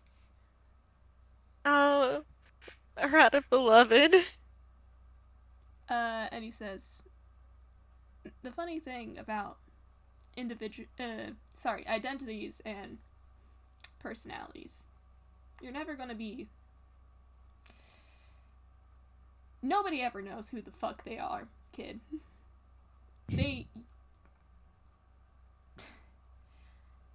They might think they know, but they really don't really figure it out until the end, you know, when they're way older. I mean, I don't even know who I am, especially not how others see who I am. Yeah, Camille, there's a little bit of, smart essay that's like, yeah, generally 6-year-olds aren't too concerned about that. Yeah, but you're not a normal 6-year-old, are you?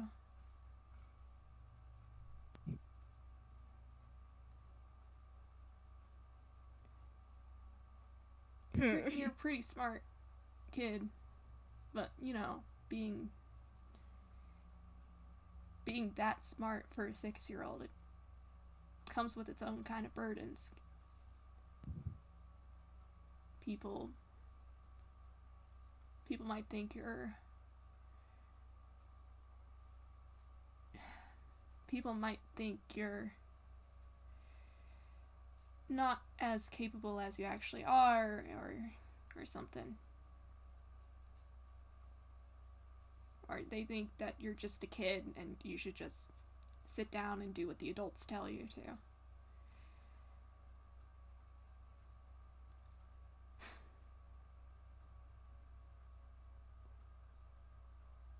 Or Man.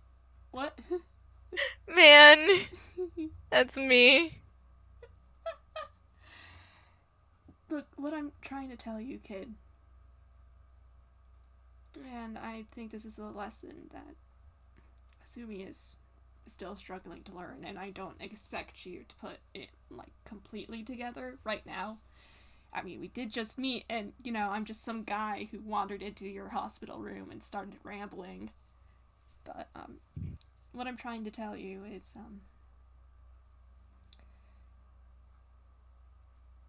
identity and personality, they're not as solid as people think they are, you know? I mean, you're never gonna be the same person tomorrow as you were today. Because that's just the nature of how people are. We're always learning and changing and growing, and we change constantly. And That's just a natural part of life. The only thing we can do is to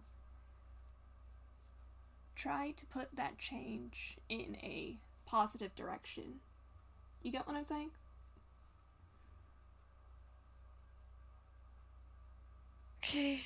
Okay. That's closing my eyes and making a mistake. I pray to the gods. I think maybe we need to get Arata on the sea, on the god fighting scene again.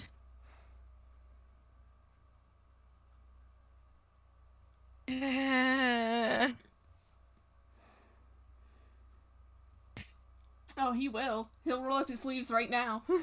Yeah.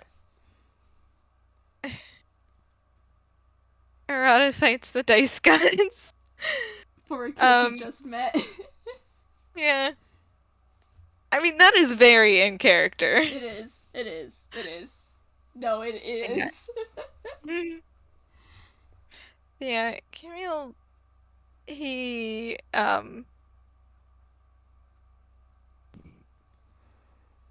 Okay, well, at least you're flubbing these rolls too, buddy.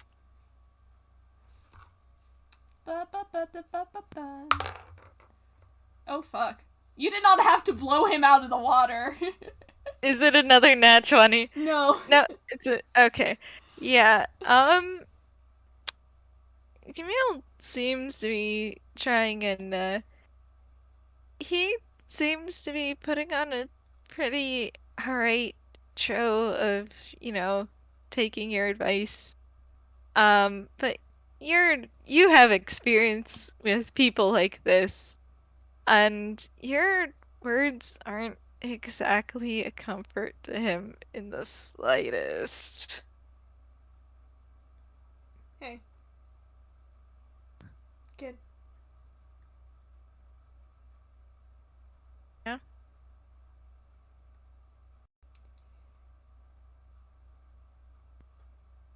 What is it?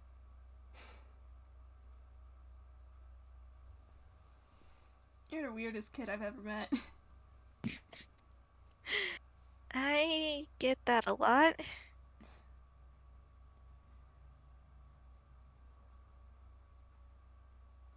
Hey. You know...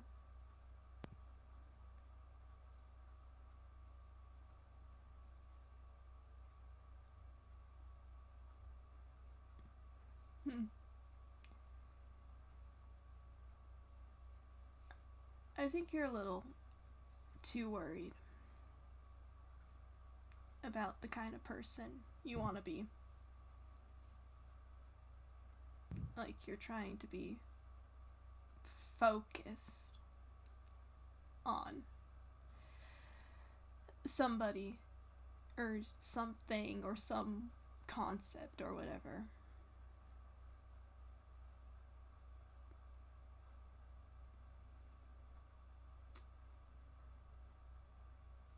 Are they gonna hand me lore mid FPS again?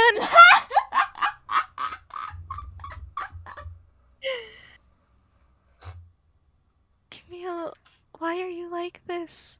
Why are you like this? Okay.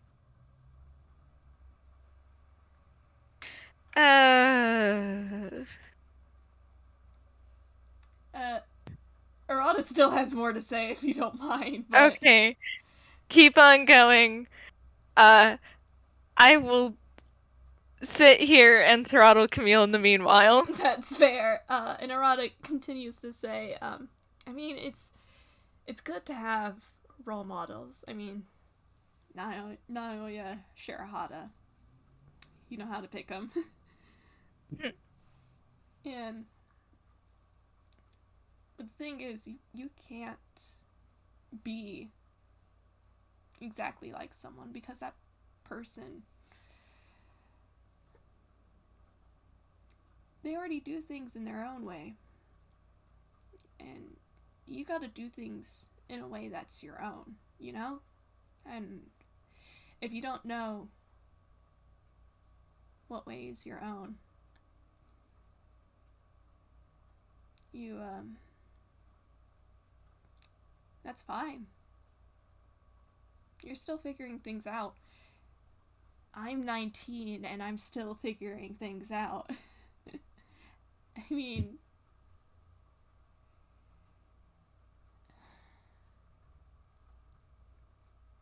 I'm a phantom thief, yeah, but some of the things that happen out there, they make you think, you know? And you're a 6-year-old detective. You're sure you got more than enough to think about, not just the usual recess and superheroes and whatever.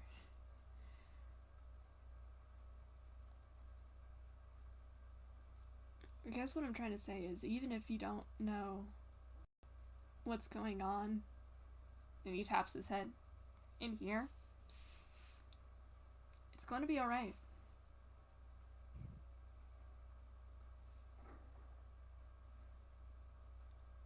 I mean, you do have a pretty good safety net around you. I mean, you got Azumi. The way he says that is like, Like, oh god, I can't believe he... I can't believe Azumi's providing emotional support. Yeah. Yeah, that's exactly the tone. And he says, I mean, you met the professor and you're a kid. He's gonna be at your side. And you got Moria's detective agency. You got a pretty good safety net, and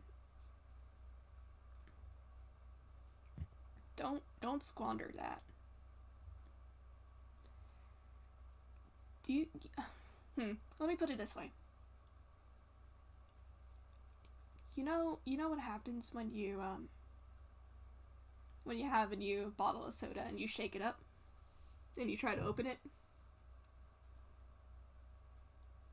Yeah? Yeah. It explodes everywhere, right? Camille nods. Well, here's the trick. If you try to open it all at once, it's gonna get everywhere and it's gonna be messy. But if you try to open it slowly, you can let out that carbonation and it won't be as messy. I mean, like, yeah, you're gonna get soda probably all over your hands and stuff, but it won't be as bad. That's kind of like how everybody's like, you know, when you go through something rough, like treatment for a concussion or a bad heist, they happen. And you don't need to roll perception. He glances in Azumi's direction when he says that. Oh, I see. And he says, you don't have to face everything all at once, you know? Just take it slow. And, the people who have your back, they're gonna stick by you. I mean, I probably don't have to tell you that. I mean, you're in the hospital. You've probably been getting visitors day in and day out, right? Okay. Oh, that... Bah! Oh no? Do I have to throttle the dice gods again? Abby, you're not gonna fucking believe this. Did he crit fail? Please tell me he didn't.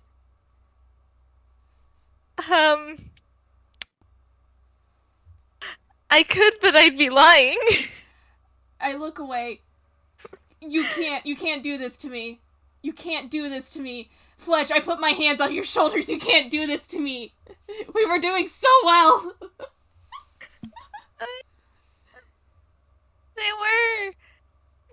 You were, but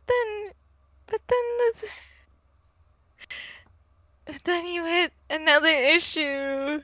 Oh, God. Okay. What? Please, I'm begging you. You can't do this to me. I have my head in my hands. I am going to argue advantage. We've been doing so well.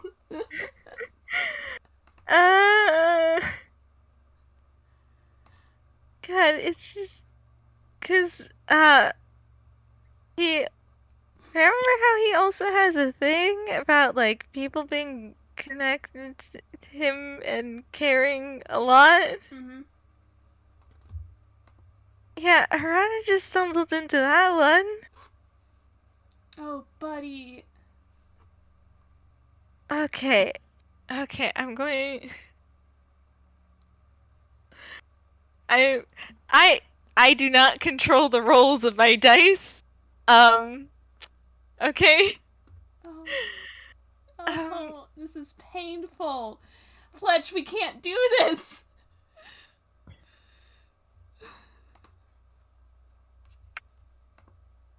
Fletch,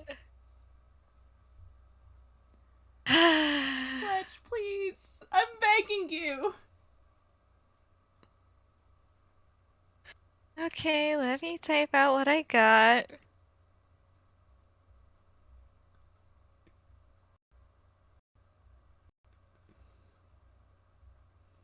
Jingles along like a miserable little clown. Oh, God. For reference, for the latter audience, Camille crit failed. And then because I, got bullied into giving him advantage, he still ended up with a 3 plus 4. So, We're trying so hard. Avi, I'm so sorry. I guess bonus points is that when he's sinking deeper into despair, he can talk about it easier. I put my head in hands.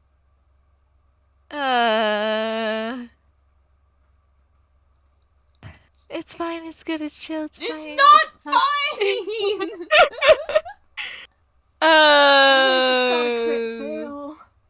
At least it's not a crit fail.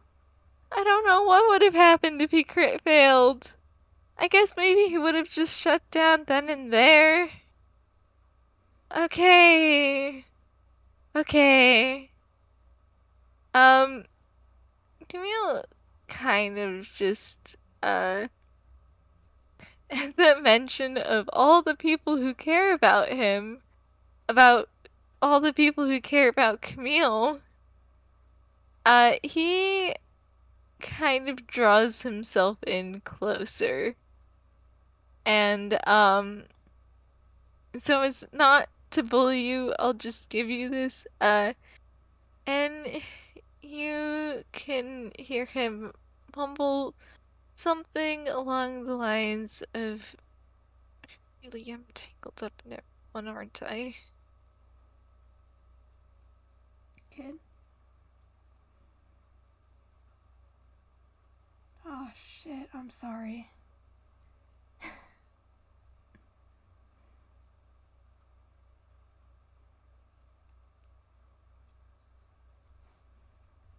And he sits up. Can you say what you said, like, one more time for the audience? Yeah, he said, in a normal audible voice, he said, Moon, I really am tangled up in everyone, aren't I? So, no die, thankfully. No die.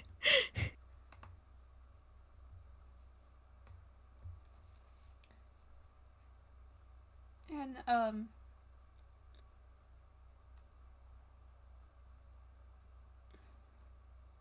Yeah, Arata has sat up at that and he says, "Hey, what do you mean by that?"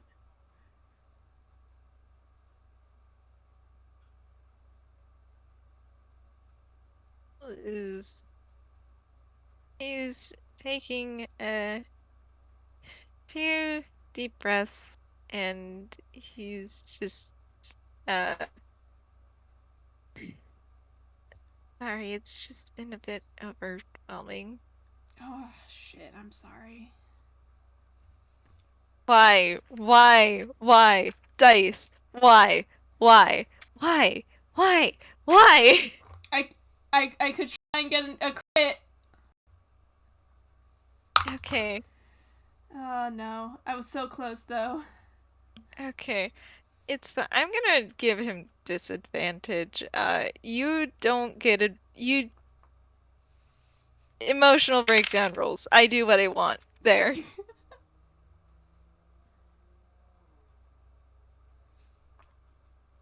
Since you were close, hopefully you beat that. Yeah. I mean, you know how it's arranged on the dice, and like some numbers are like, that's the wrong number. Some numbers are like close to another. Yeah. And if you look at the 20, right next to it is a 14. Oh yeah, I see. Yeah. Damn, you were so close. I was on the dice at least. Yeah, on the dice. But yeah. Uh yeah. Yeah, no. You can see his guilt a lot clearer this time.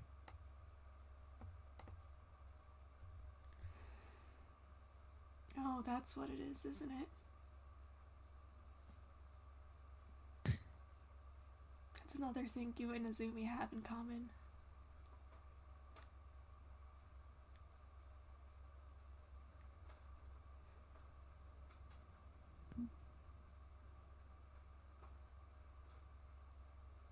And he looks over at Shira like, it would explain why your entire relationship was founded on a lie.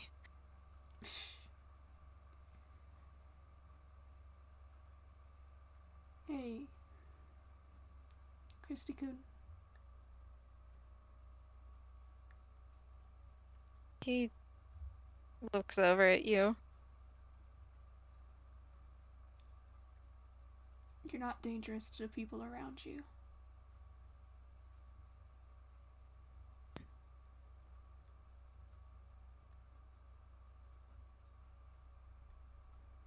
Okay. This time I actually want you to roll low. Spill the beans. God damn you!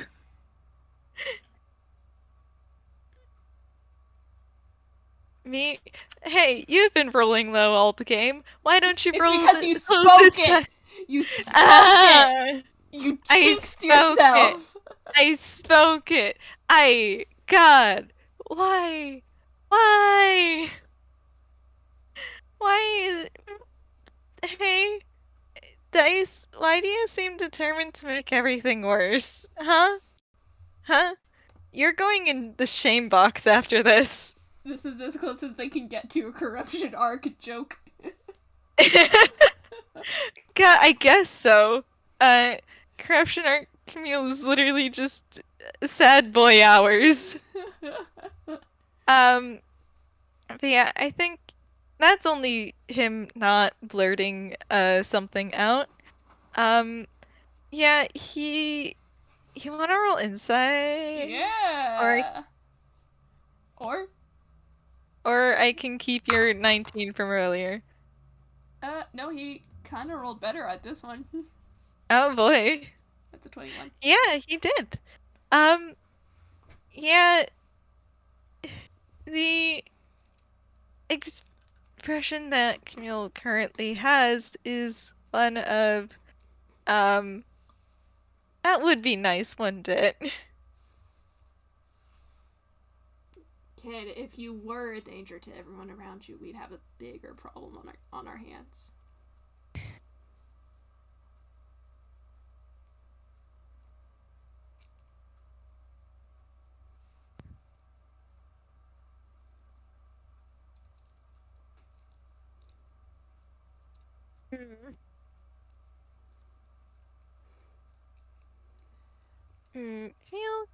Camille, buddy, baby boy.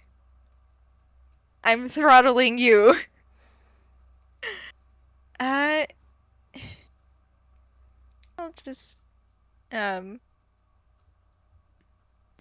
size, like, I've had this conversation enough for one day. And yet you still need to be told it, kid.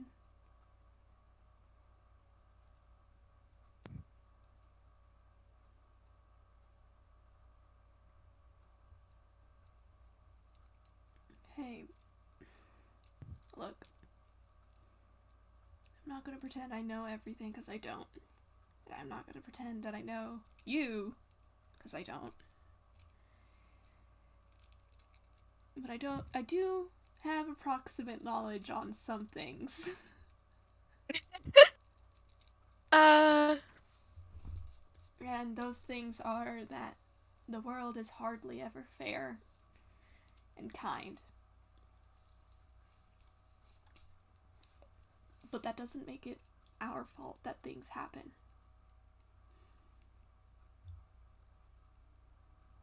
People getting hurt around you is not your fault.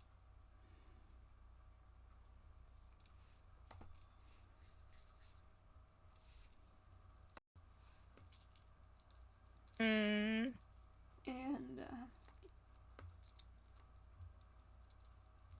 Okay. Okay, I can work with this. I can work with this, I think. I can work with this. I can work oh with boy. this. It's fine. This is another one of the don't blurt things out. It's fine. He... He kind of just lets out a very small sigh, like...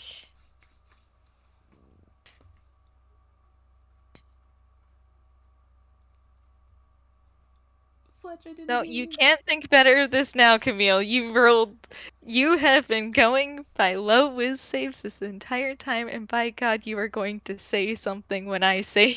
um, and yeah, he's just we have to protect them. Who told you that?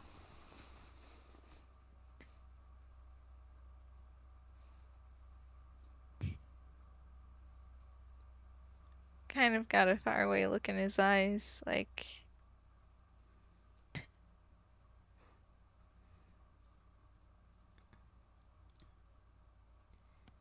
Well, one person explicitly, but after that, it is kind of just understood. Sounds like a shitty person. Because I'm gonna tell you something right now. And it's a lesson. It's a hard lesson that I had to learn the hard way. And he glances over in Azumi's direction again. Man.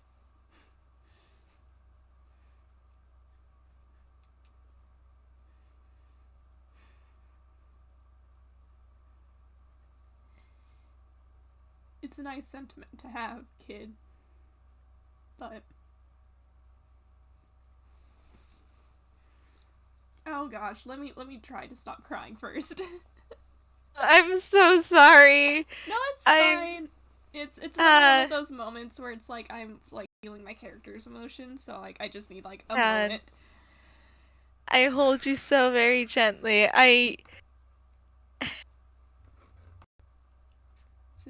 I cannot guarantee how Camille will break, but I think he's close. All right. Hopefully, maybe. Yeah.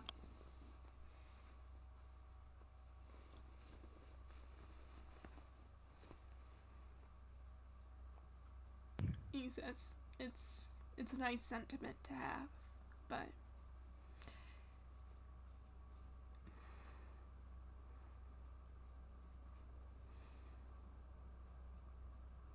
well, like I said, it's the same lesson I had to learn, and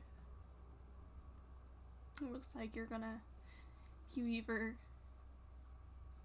had to learn it too, or are struggling to learn it, but you can't always protect everyone. But it's not your fault. You're just one person. And one person can't account for everything. You're not a god. You're not an all-powerful wizard or whatever. Unless you got like some divination magic in there, but I don't know. I think that would make solving cases a little too easy. Camille actually lets out an unintentional snort. That was a goal.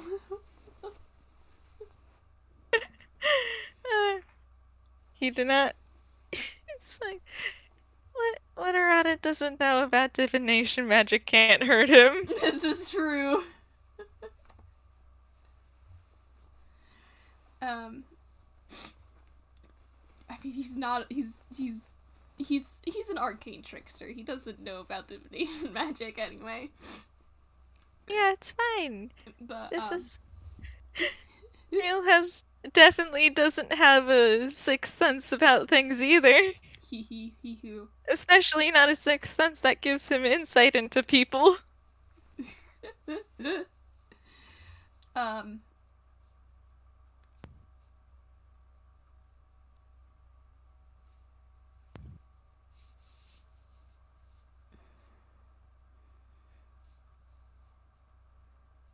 He says, the point is, kid, no matter how much you prepare or over-prepare, you're not gonna be able to protect everyone. Especially if you don't, talk to them.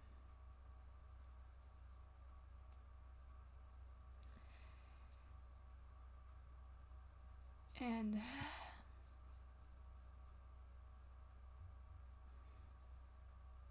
I'm gonna be real, kid. I have that same issue too. It sucks.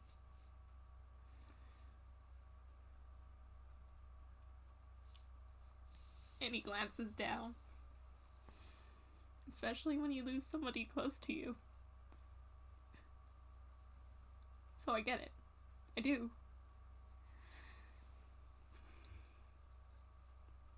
Crying in the club. Yeah! Crying in the club. Damn, he getting some catharsis tonight, I guess. Yeah, I guess so. And Arata just says, you don't have to be 100% strong 100% of the time. I mean, even the hardest and the strongest of diamonds, kid. If you put enough pressure, they're gonna crack. Don't put that pressure on yourself, kid.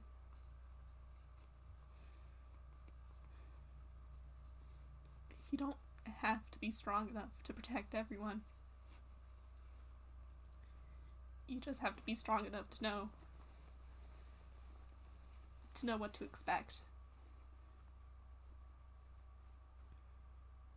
And to get ready for it as best you can.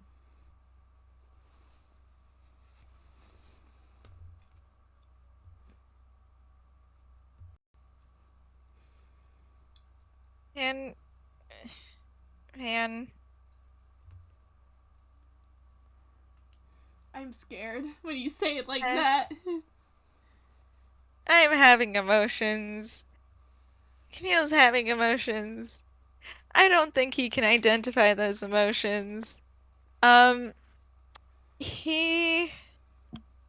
God, man, let's see.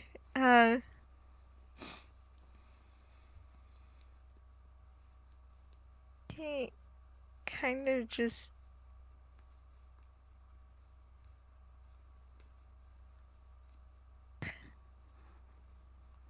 Shit, did you really? Bro, why would you do... Okay. Did it give you more lore? Uh... He... is just very... We've managed to go past the, previous half year, and, Arata, I think you've managed to actually grab his real childhood trauma. Oh, fuck. You went way back. I'm God. sorry, Camille. But at the same time, I think somebody needed to call you out on it. Yeah. Yeah, just keep on hammering away. Yeah, Camille, and since he rolled low on that with save, I can turn it into something positive by having him blurt stuff out again. Oh boy. And he's just very hesitantly made a promise. Or at least something like it. Maybe it was more like an order, I don't know. But I have to.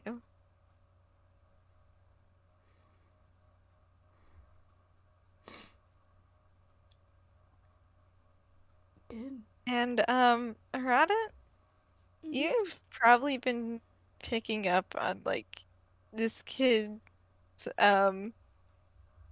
you've probably been picking up on, like, the little discrepancies in his, behavior, 'cause, you know, he's not a normal 6-year-old, and he's currently too emotionally distressed to properly act like a normal 6-year-old. Right now, he seems more genuinely childlike than he has in this entire conversation so far.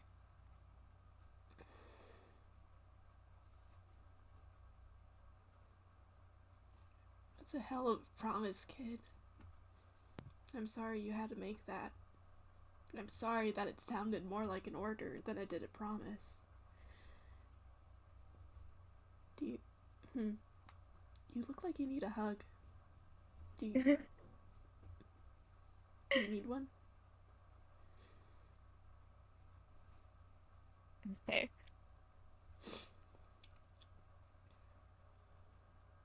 He does! Alright. He kind of just nods. Alright. As I'm quickly discovering that, wow, all of your issues really got bundled up into one big thing, huh? He. It is scary how good Arata can be at this. I am just realizing this. Yeah, congrats on... congrats on delving all the way back to his real childhood trauma, I guess. Arata kind of opens his arms for Camille and scoots a bit closer so he can reach. Yeah, Camille kind of just... Again, there is that ever so pervasive sense of guilt, but he does kind of just lean over into Arata. Yeah, and he gives you a big hug. The kind of hug an older brother knows how to give. You've been listening to his theme, right? This entire time? Yeah. It's a calming jazz.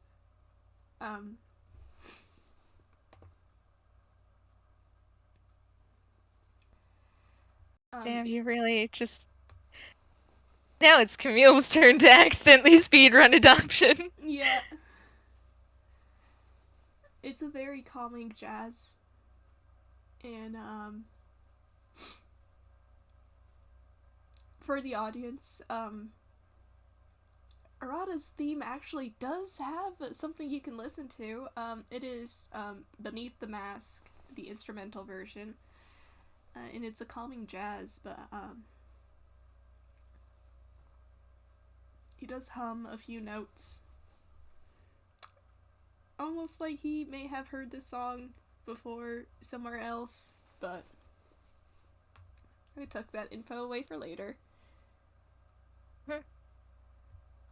And, Please be kind to him this one time. I know he doesn't have rhythm, but he's been going through a lot. I don't think he needs the mental damage of someone yelling boo at him again. Okay. is he good? Okay.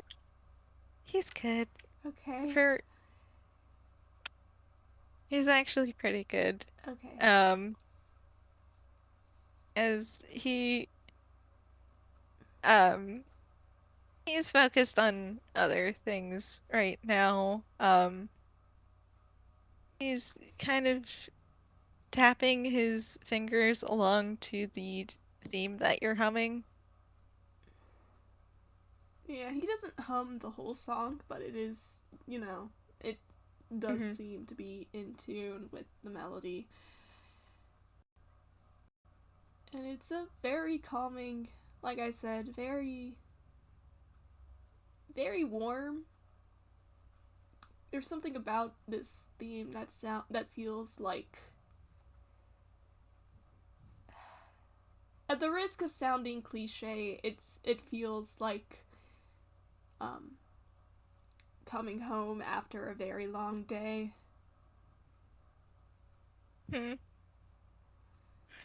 I hold these boys. Yeah.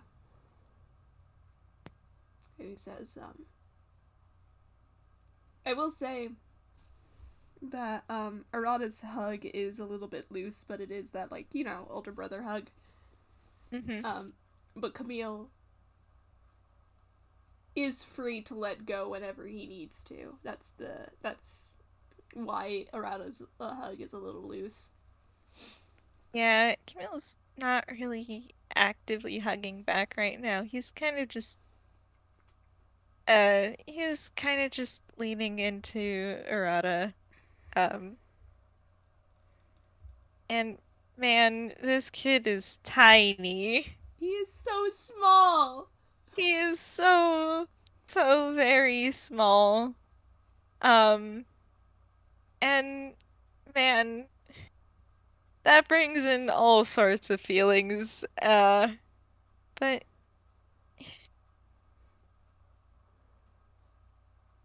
oh, okay. No. No? I put my head in my hands. Please tell me he did it. He did it. He did it. I did not make a roll. Oh. Um, Oh, he gave you more lore, didn't he? He did not give me more lore. He just, trying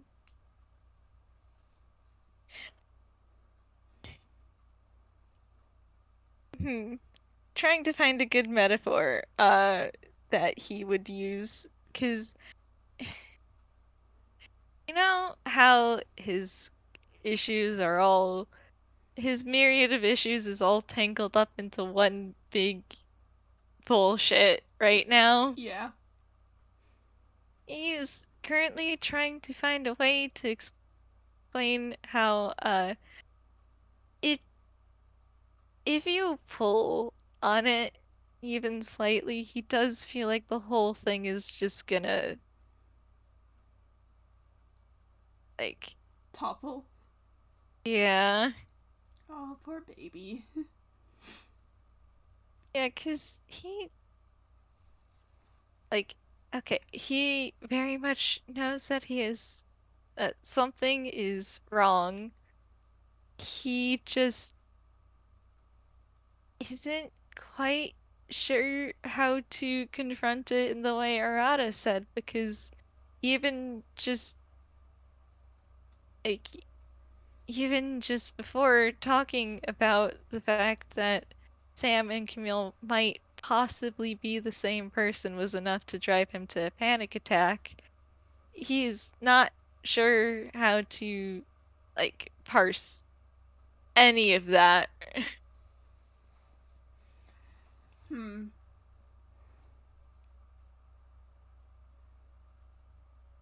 I think after a moment of hugging, Arata just goes, "Kid, you are way too small. I think this should be illegal."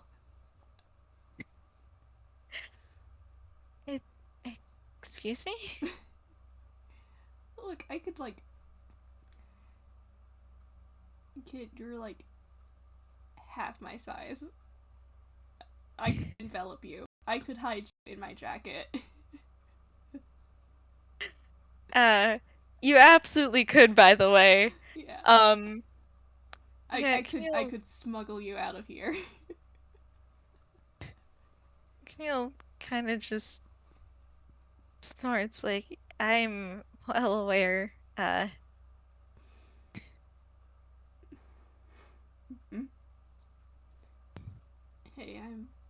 I'm sorry I made you freak out a little bit. But I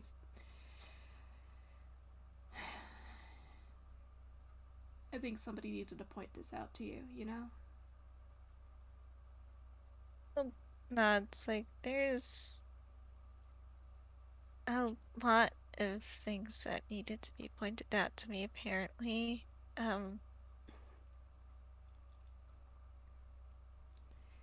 Oh, he hesitates and he's just, there is a moment of question, like, wait, why am I telling you this? And he just says, "Hey, like I said, I'm a pretty good listening ear."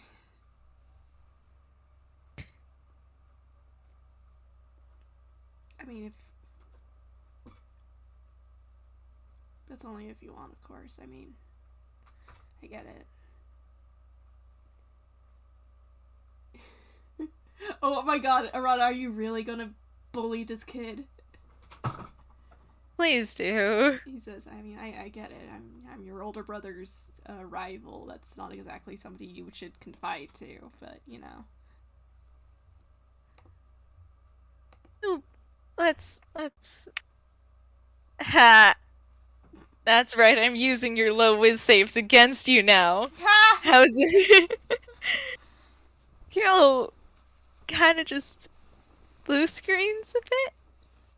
Cause, okay, wait, that is a sudden change of topic. You can see, for the briefest moment, little gears pop up above his head, before he's just like, oh, we're uh, just coworkers.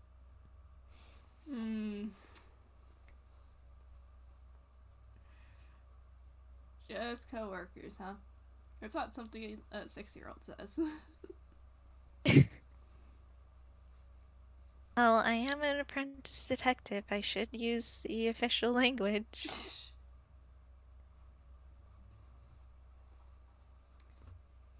You are one hell of a kid. And I don't know if that's a good thing or a bad thing.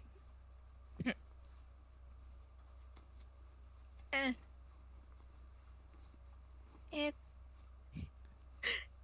Camille kind of just shrugs like, I guess it depends what side of the law you're on. I mean, I'm not gonna pretend that I like all cops, you know? I mean, he gives you a look. Camille has a grimace on his face at even the vague implication he would like a cop. And Arata snorts and he says, "Yeah, you get it. But the thing is, I think people like you on your side of the law, that kind of makes up for it." I have to try my best. And he kind of looks over at Azumi. And It's obvious he's kind of still thinking about what you said before, but after a moment, he looks away. Oh gosh. Well, like I said, I'm sorry I made you feel a lot all at once. At this point, I don't think there's...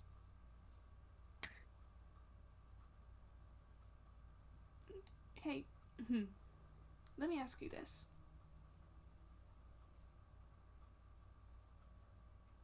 Yeah? Do you, Why is this the question you give me? What the fuck, Arata? What? He goes,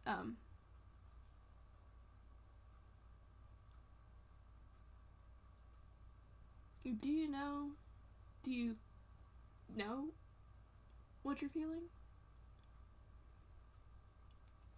Or is it just kind of a mishmash?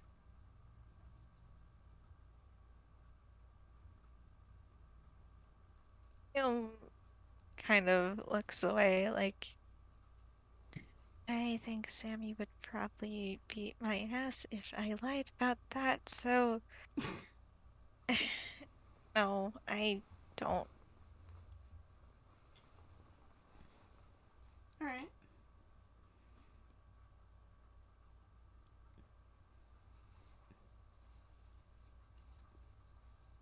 Hey, you know something? Sometimes with things like this, it's okay not to know what to feel, so long as you're letting yourself feel it. I mean, you said Sammy might beat you up over that, but you know, he probably already told you. But like, Yeah, I definitely got an earful of it earlier. yeah, and I won't give you the same lecture, but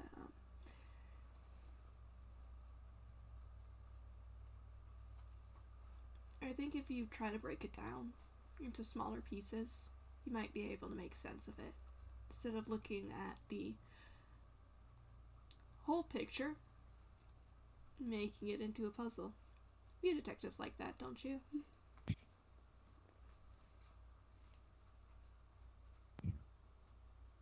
Way to stereotype detectives, Arata, but yeah, I guess you're right. He's Um, smirking as he says that last bit. yeah, Camille kind of just... There's a little bit of a snort before he shakes his head like, well, I'm not sure if that would work for me. It's all kind of just jumbled together. That's okay.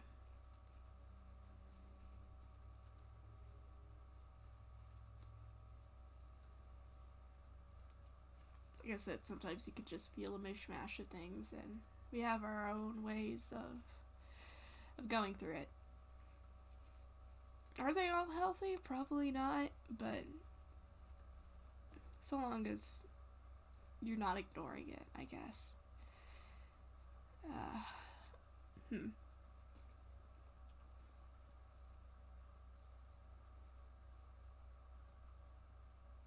I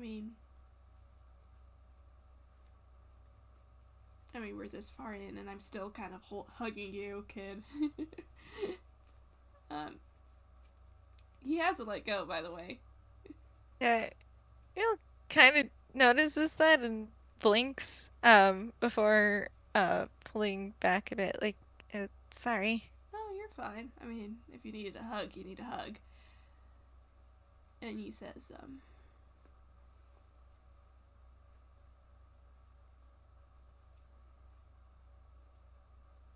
oh shit, where were you going, Arata? Oh my god. And he says, I mean, I think you should, you know, try to talk about it. You know what I said about opening the bottle a little bit? you might be able to let something out, and, you might be able to make sense of it.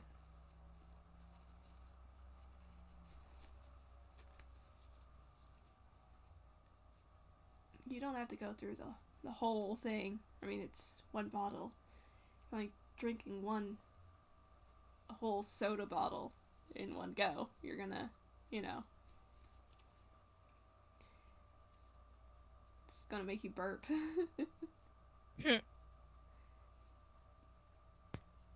But,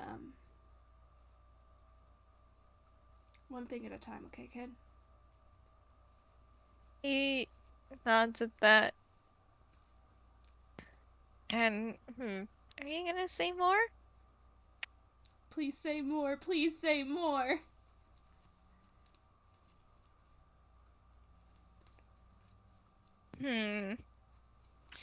Is this going to be a make good decisions, or is this going to be a bottle things up more roll? I shake Camille around. Okay.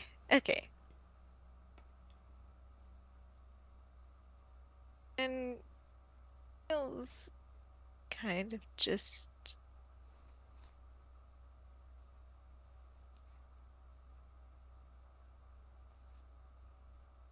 he's got his hands in his lap, and is kind of, when he moved away from you, he stopped like a sort of respectable distance away. So there is some space between you now. Is let's see. He's just no, we are not talking about that bit. That bit would set off other things. Oh, and we God. don't need that. Oh, God. We're going to look elsewhere. Yeah, that one. And Camille's, he lets out a sigh, like, and what if it results in an explosion anyways?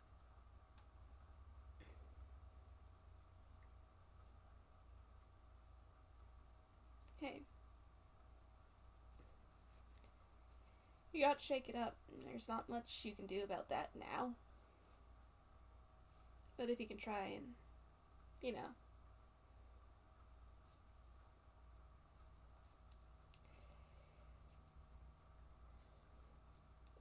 your two options are having it explode all at once, or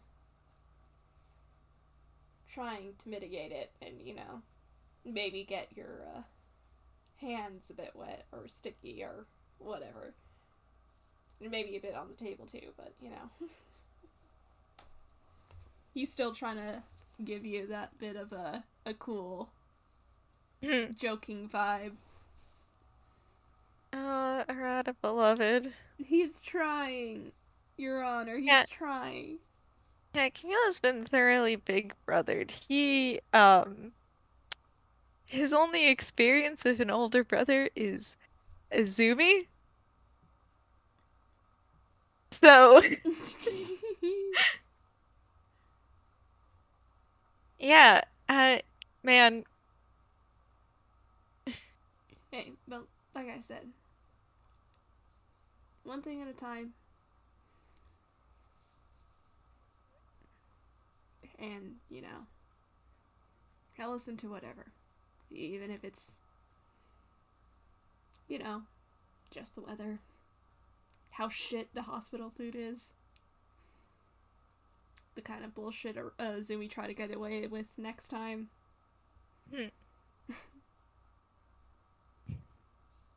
You got a mess of things, and, you gotta start somewhere.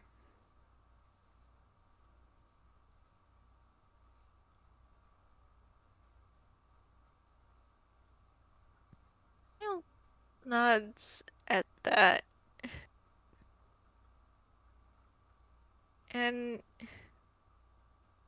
man, I rattle him around like a soda can. uh, 'Cause boy, there's a lot of things there's a lot of ways he can go now.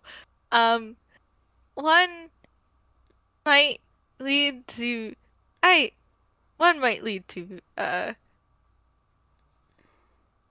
that might not be the route to go, considering he's already set off one person's trauma regarding that. Um Another is just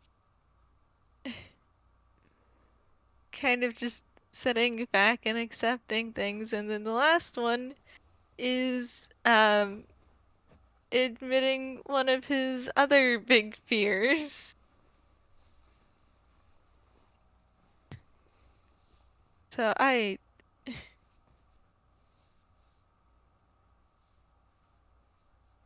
it be fucked up if I rolled a d3?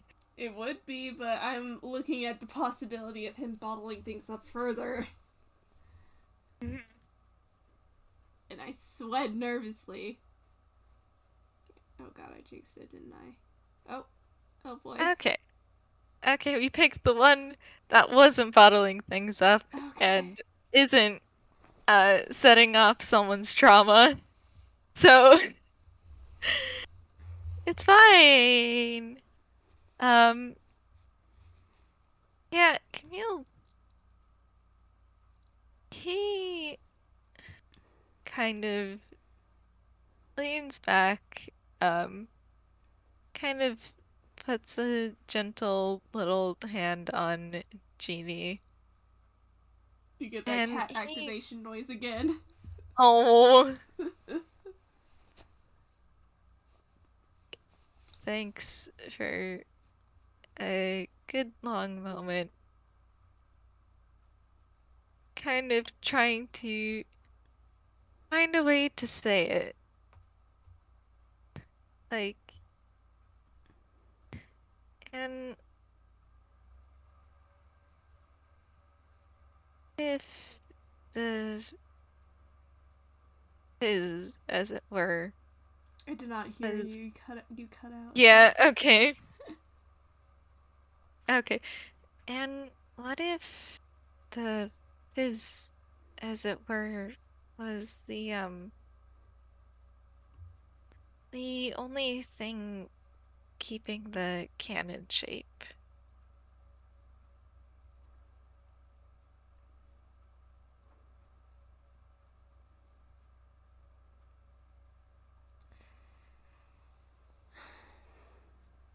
He sighs, and he says,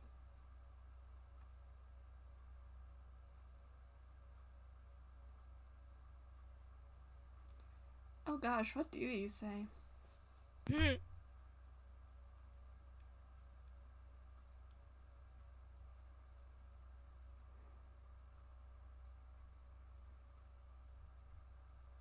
He says,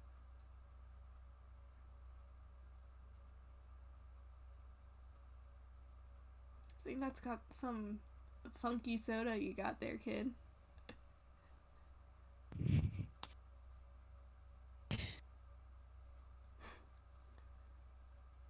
Odds. Look,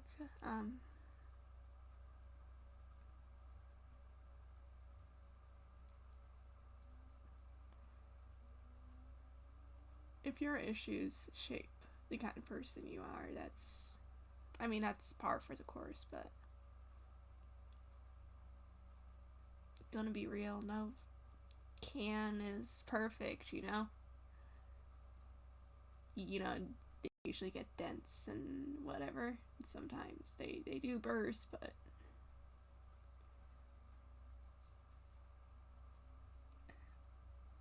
sometimes it's par for the course. You just gotta learn when to write it out, you know?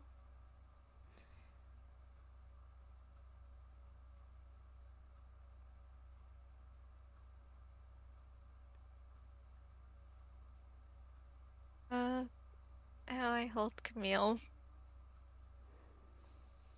Uh,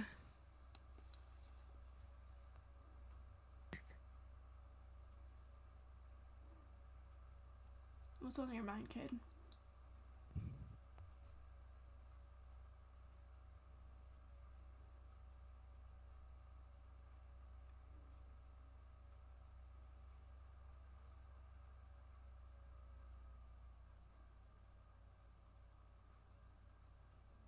admitting your issues so hard, little man. Uh, he seems to hesitate, and he looks over at Shiro as if to confirm that Shiro is still asleep. Oh, he is out cold. He is snoring. Yeah. Cause the last time he tried to broach this, like granted he needed to hear a lot of yelling, but it um kind of deterred him from this. Is he's just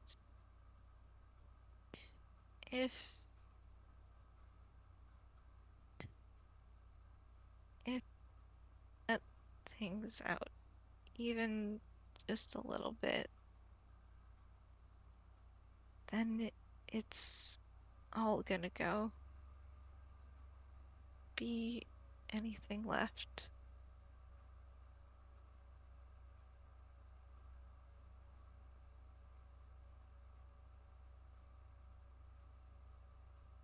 Can you repeat that? Because I am not entirely Yeah, sure I'm if I... sorry. He's No, you're fine, and I get it, but, uh like, I'm not even sure if I caught everything, but, like... yeah. No, Camille, I'm shaking him. He said, if I let everything go, well, if I let things go even just a little bit, then everything will go at once and be anything left.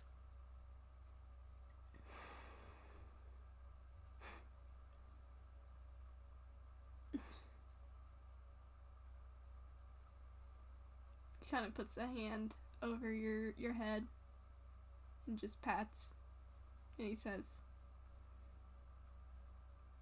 "You know, even after a soda popping like that, there's still something left over."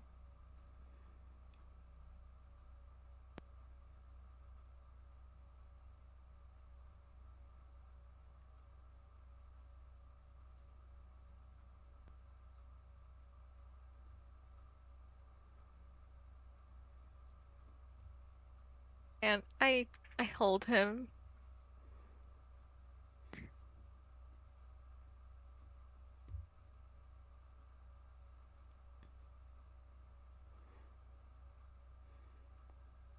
He, this little kid literally runs off of spite, apparently. Oh, what did he do this time?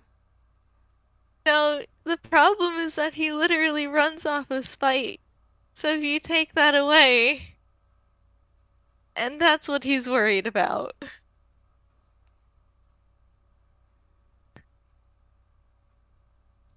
God. Yeah, God. And he just lets out a sigh, like,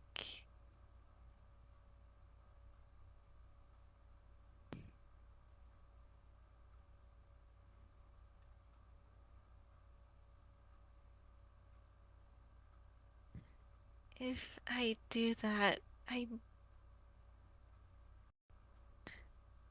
I'm not sure I could get back up again. And I don't know if it's something that even having other people around can help.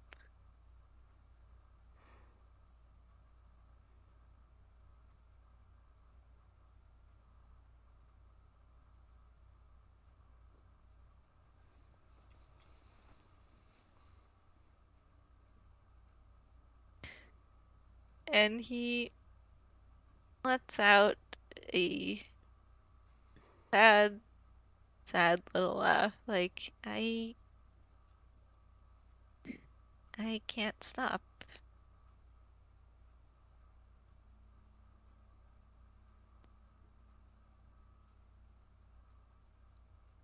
Are we still talking about the metaphor here?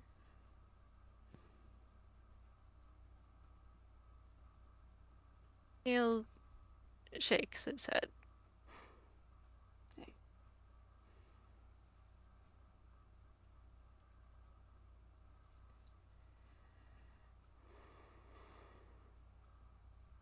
Kid. You got more things to keep you running. To keep you on your feet than just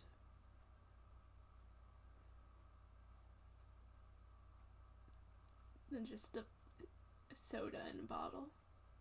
I mean, it's a metaphor, but it doesn't account for everything, you know? People are a lot more complicated than that, and I'm sure you know you're a detective.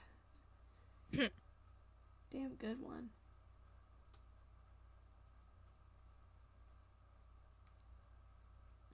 I think you're selling yourself short a little bit.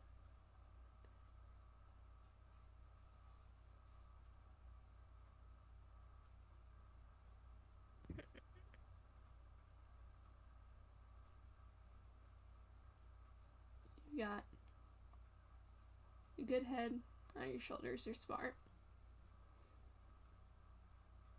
You've got, like I said, a good network, but that's one thing. You sure got a nose for figuring things out. I mean, he kind of makes a gesture to himself. I'm not even wearing a mask.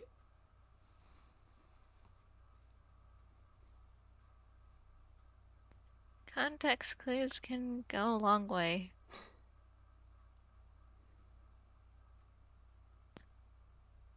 They sure do, kid. And Camille kind of gives Arata a little smile, like, and sometimes seeing more pieces of a picture can just delude you. Mm-hmm.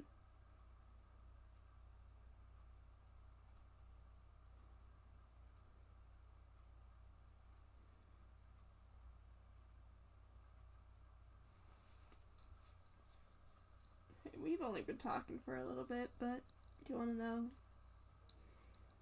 some things that I can probably name that will keep you in the running, even if you do fall down? Camille peeks up at Arata. And he gives you a pretty serious face, giving you like that kind of like up and down look. But there's something in his eyes, something a little bit more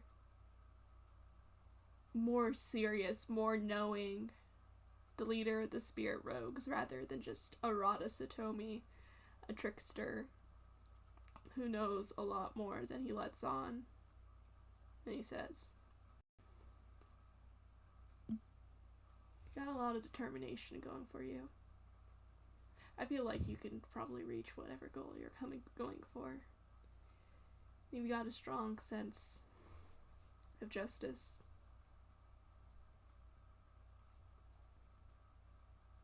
And most of all," and he taps a finger to Camille's chest, "you've got a good heart."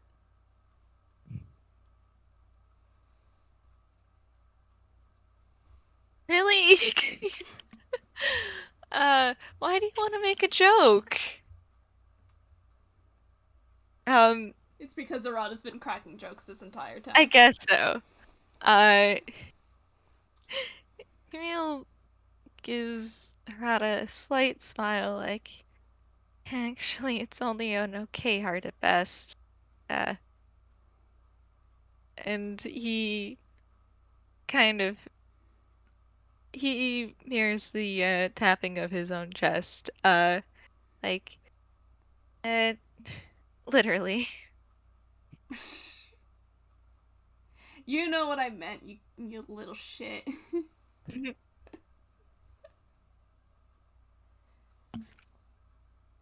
point is, you got a lot more in you than you think.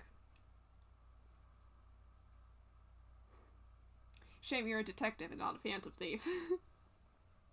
I could use someone like you on my team. Camille snorts, and, if you want to, you can roll insight. Alright. Why did you roll high on that? Oh, okay. It's weird considering that he's literally 6. But there's kind of a nostalgic glint to his eyes and in the way that he smiles, as almost as if, like, maybe once, upon a time, he's just, sorry, the detectives already got me. They beat me to it. God damn it, not again.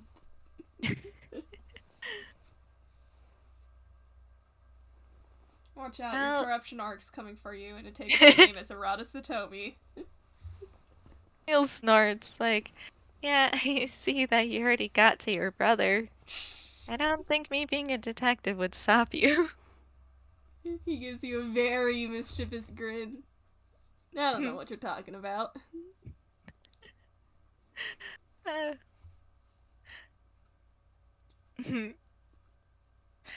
Yes, I'm sure that you just decided to go plural for no reason. He sticks out his tongue at you.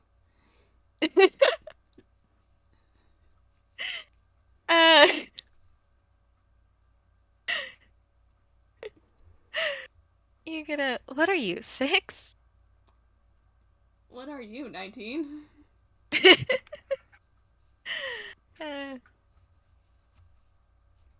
I hold them. Oh, it's so good. Fletch, I didn't know what I was expecting, but I wasn't expecting this to happen so fast. I did not. God, I guess Camille's top me vibes are just that strong. Man.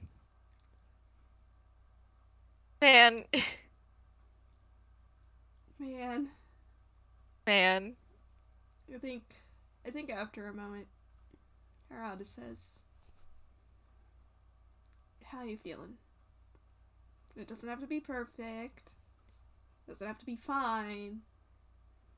But are you at least, I don't know, doing a little better? Camille makes a fake hand gesture. I guess it's, if nothing else, it's clear. Hey, you know, getting it clear is better than it being foggy. I mean, that's what was written in the book, you know? Nakamura-san. I mean, how else are you gonna see the truth? Camille nods at that.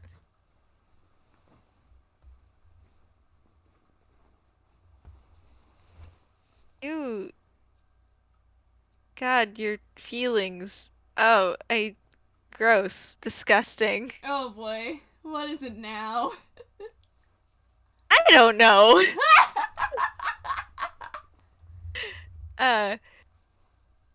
God, I guess I'll just have to let you know how he is, like, tomorrow or something, 'cause I rattle him around. He is confused. I'm confused. Hopefully some of this will stick. Hopefully. I think if Camille gives him the vague gesture, he just kind of like shrugs and says, "It's okay if you don't know right now. I mean, I guess this is one of those things you gotta, like, sit on. I suppose so.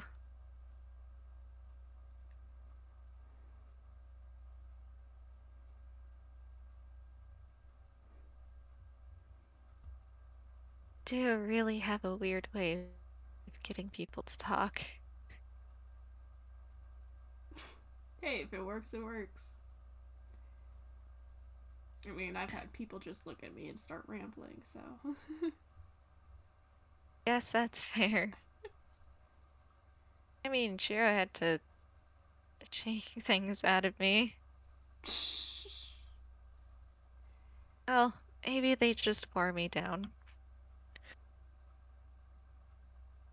Hey. You're gonna figure it out, okay?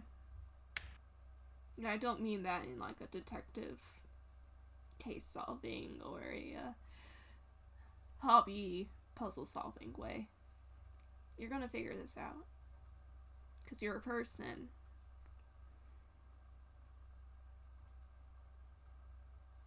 And we all have moments when we don't know when what we're feeling.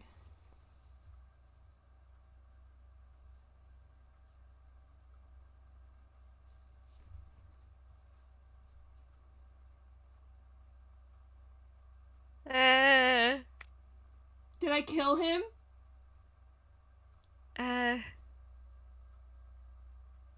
Oh no. Fletch. The Fletch. dice No. it was not, it almost was, which is why I am shaking. It was not,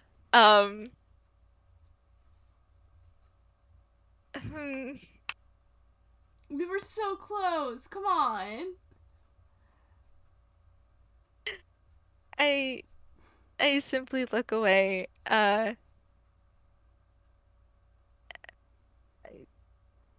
look away.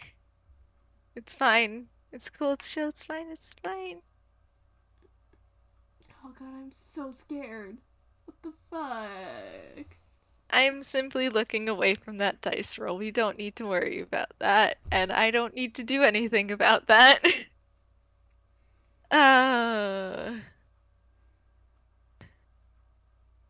Yeah, Camille's just...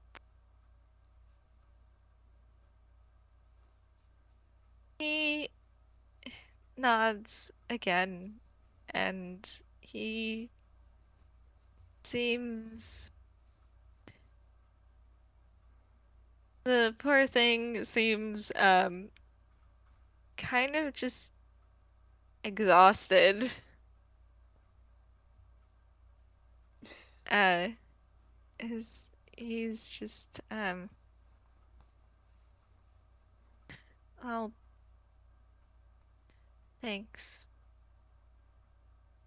Yeah. No problem. Oh god, I probably talked your ear off, didn't I? Alright, Jeannie. And you see Jeannie kind of like twitch his ear and kind of like stand up and stretch. Oh. And he looks in Camille's direction and gives a little meow. Oh. Camille reaches out his hand in case Genie wants one last pet. Tips his head into it. Yeah. It was nice to have you here too, Genie. And you hear soft purring. Hmm. And Genie looks somewhat prideful at that. Emotional support kitty.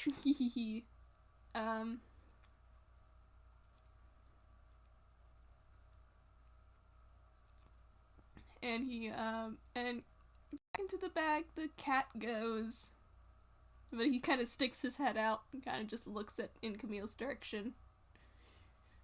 And he says, well, I mean, I'm gonna be dropping by probably for however long. Azumi's gonna be in the hospital, so I'll pick up some more food for you. I'm sure we'll both appreciate that. Yeah. And you said you like mystery novels? I'm a detective. What do you think? Hey, I just want to be sure. I want to know what I'm gonna get when I drop by the bookstore.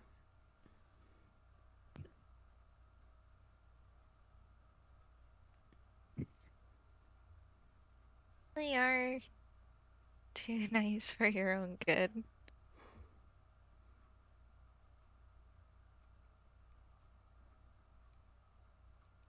You're a kid who's gone through the ringer. Why wouldn't I be nice?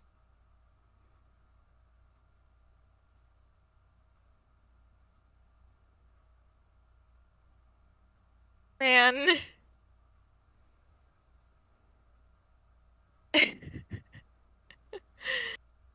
Man. Oh. I'm going to, simply just file those emotions away for later. And Camille kind of just gives you a small, tired smile. Like, I suppose you have a point. L. Thanks again, Satomi-kun. Of course.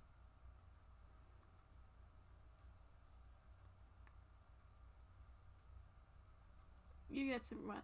I can talk. You get some rest, Christie-kun. Hold them, and Camille kind of just nods and flops back into the bed.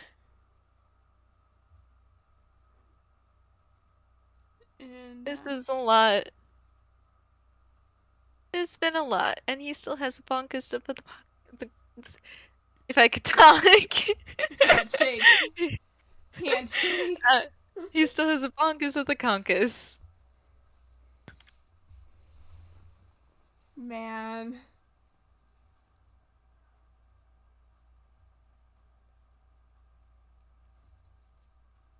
And that's probably a good place to end it. Yeah, Arata kind of just watches Camille as he flops back onto the bed and just kind of chuckles and leaves through the door.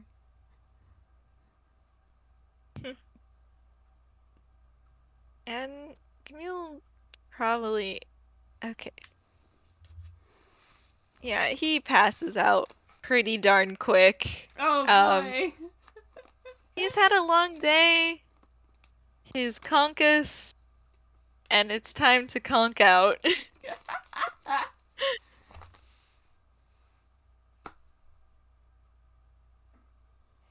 Thank you, Fletch, for playing with me.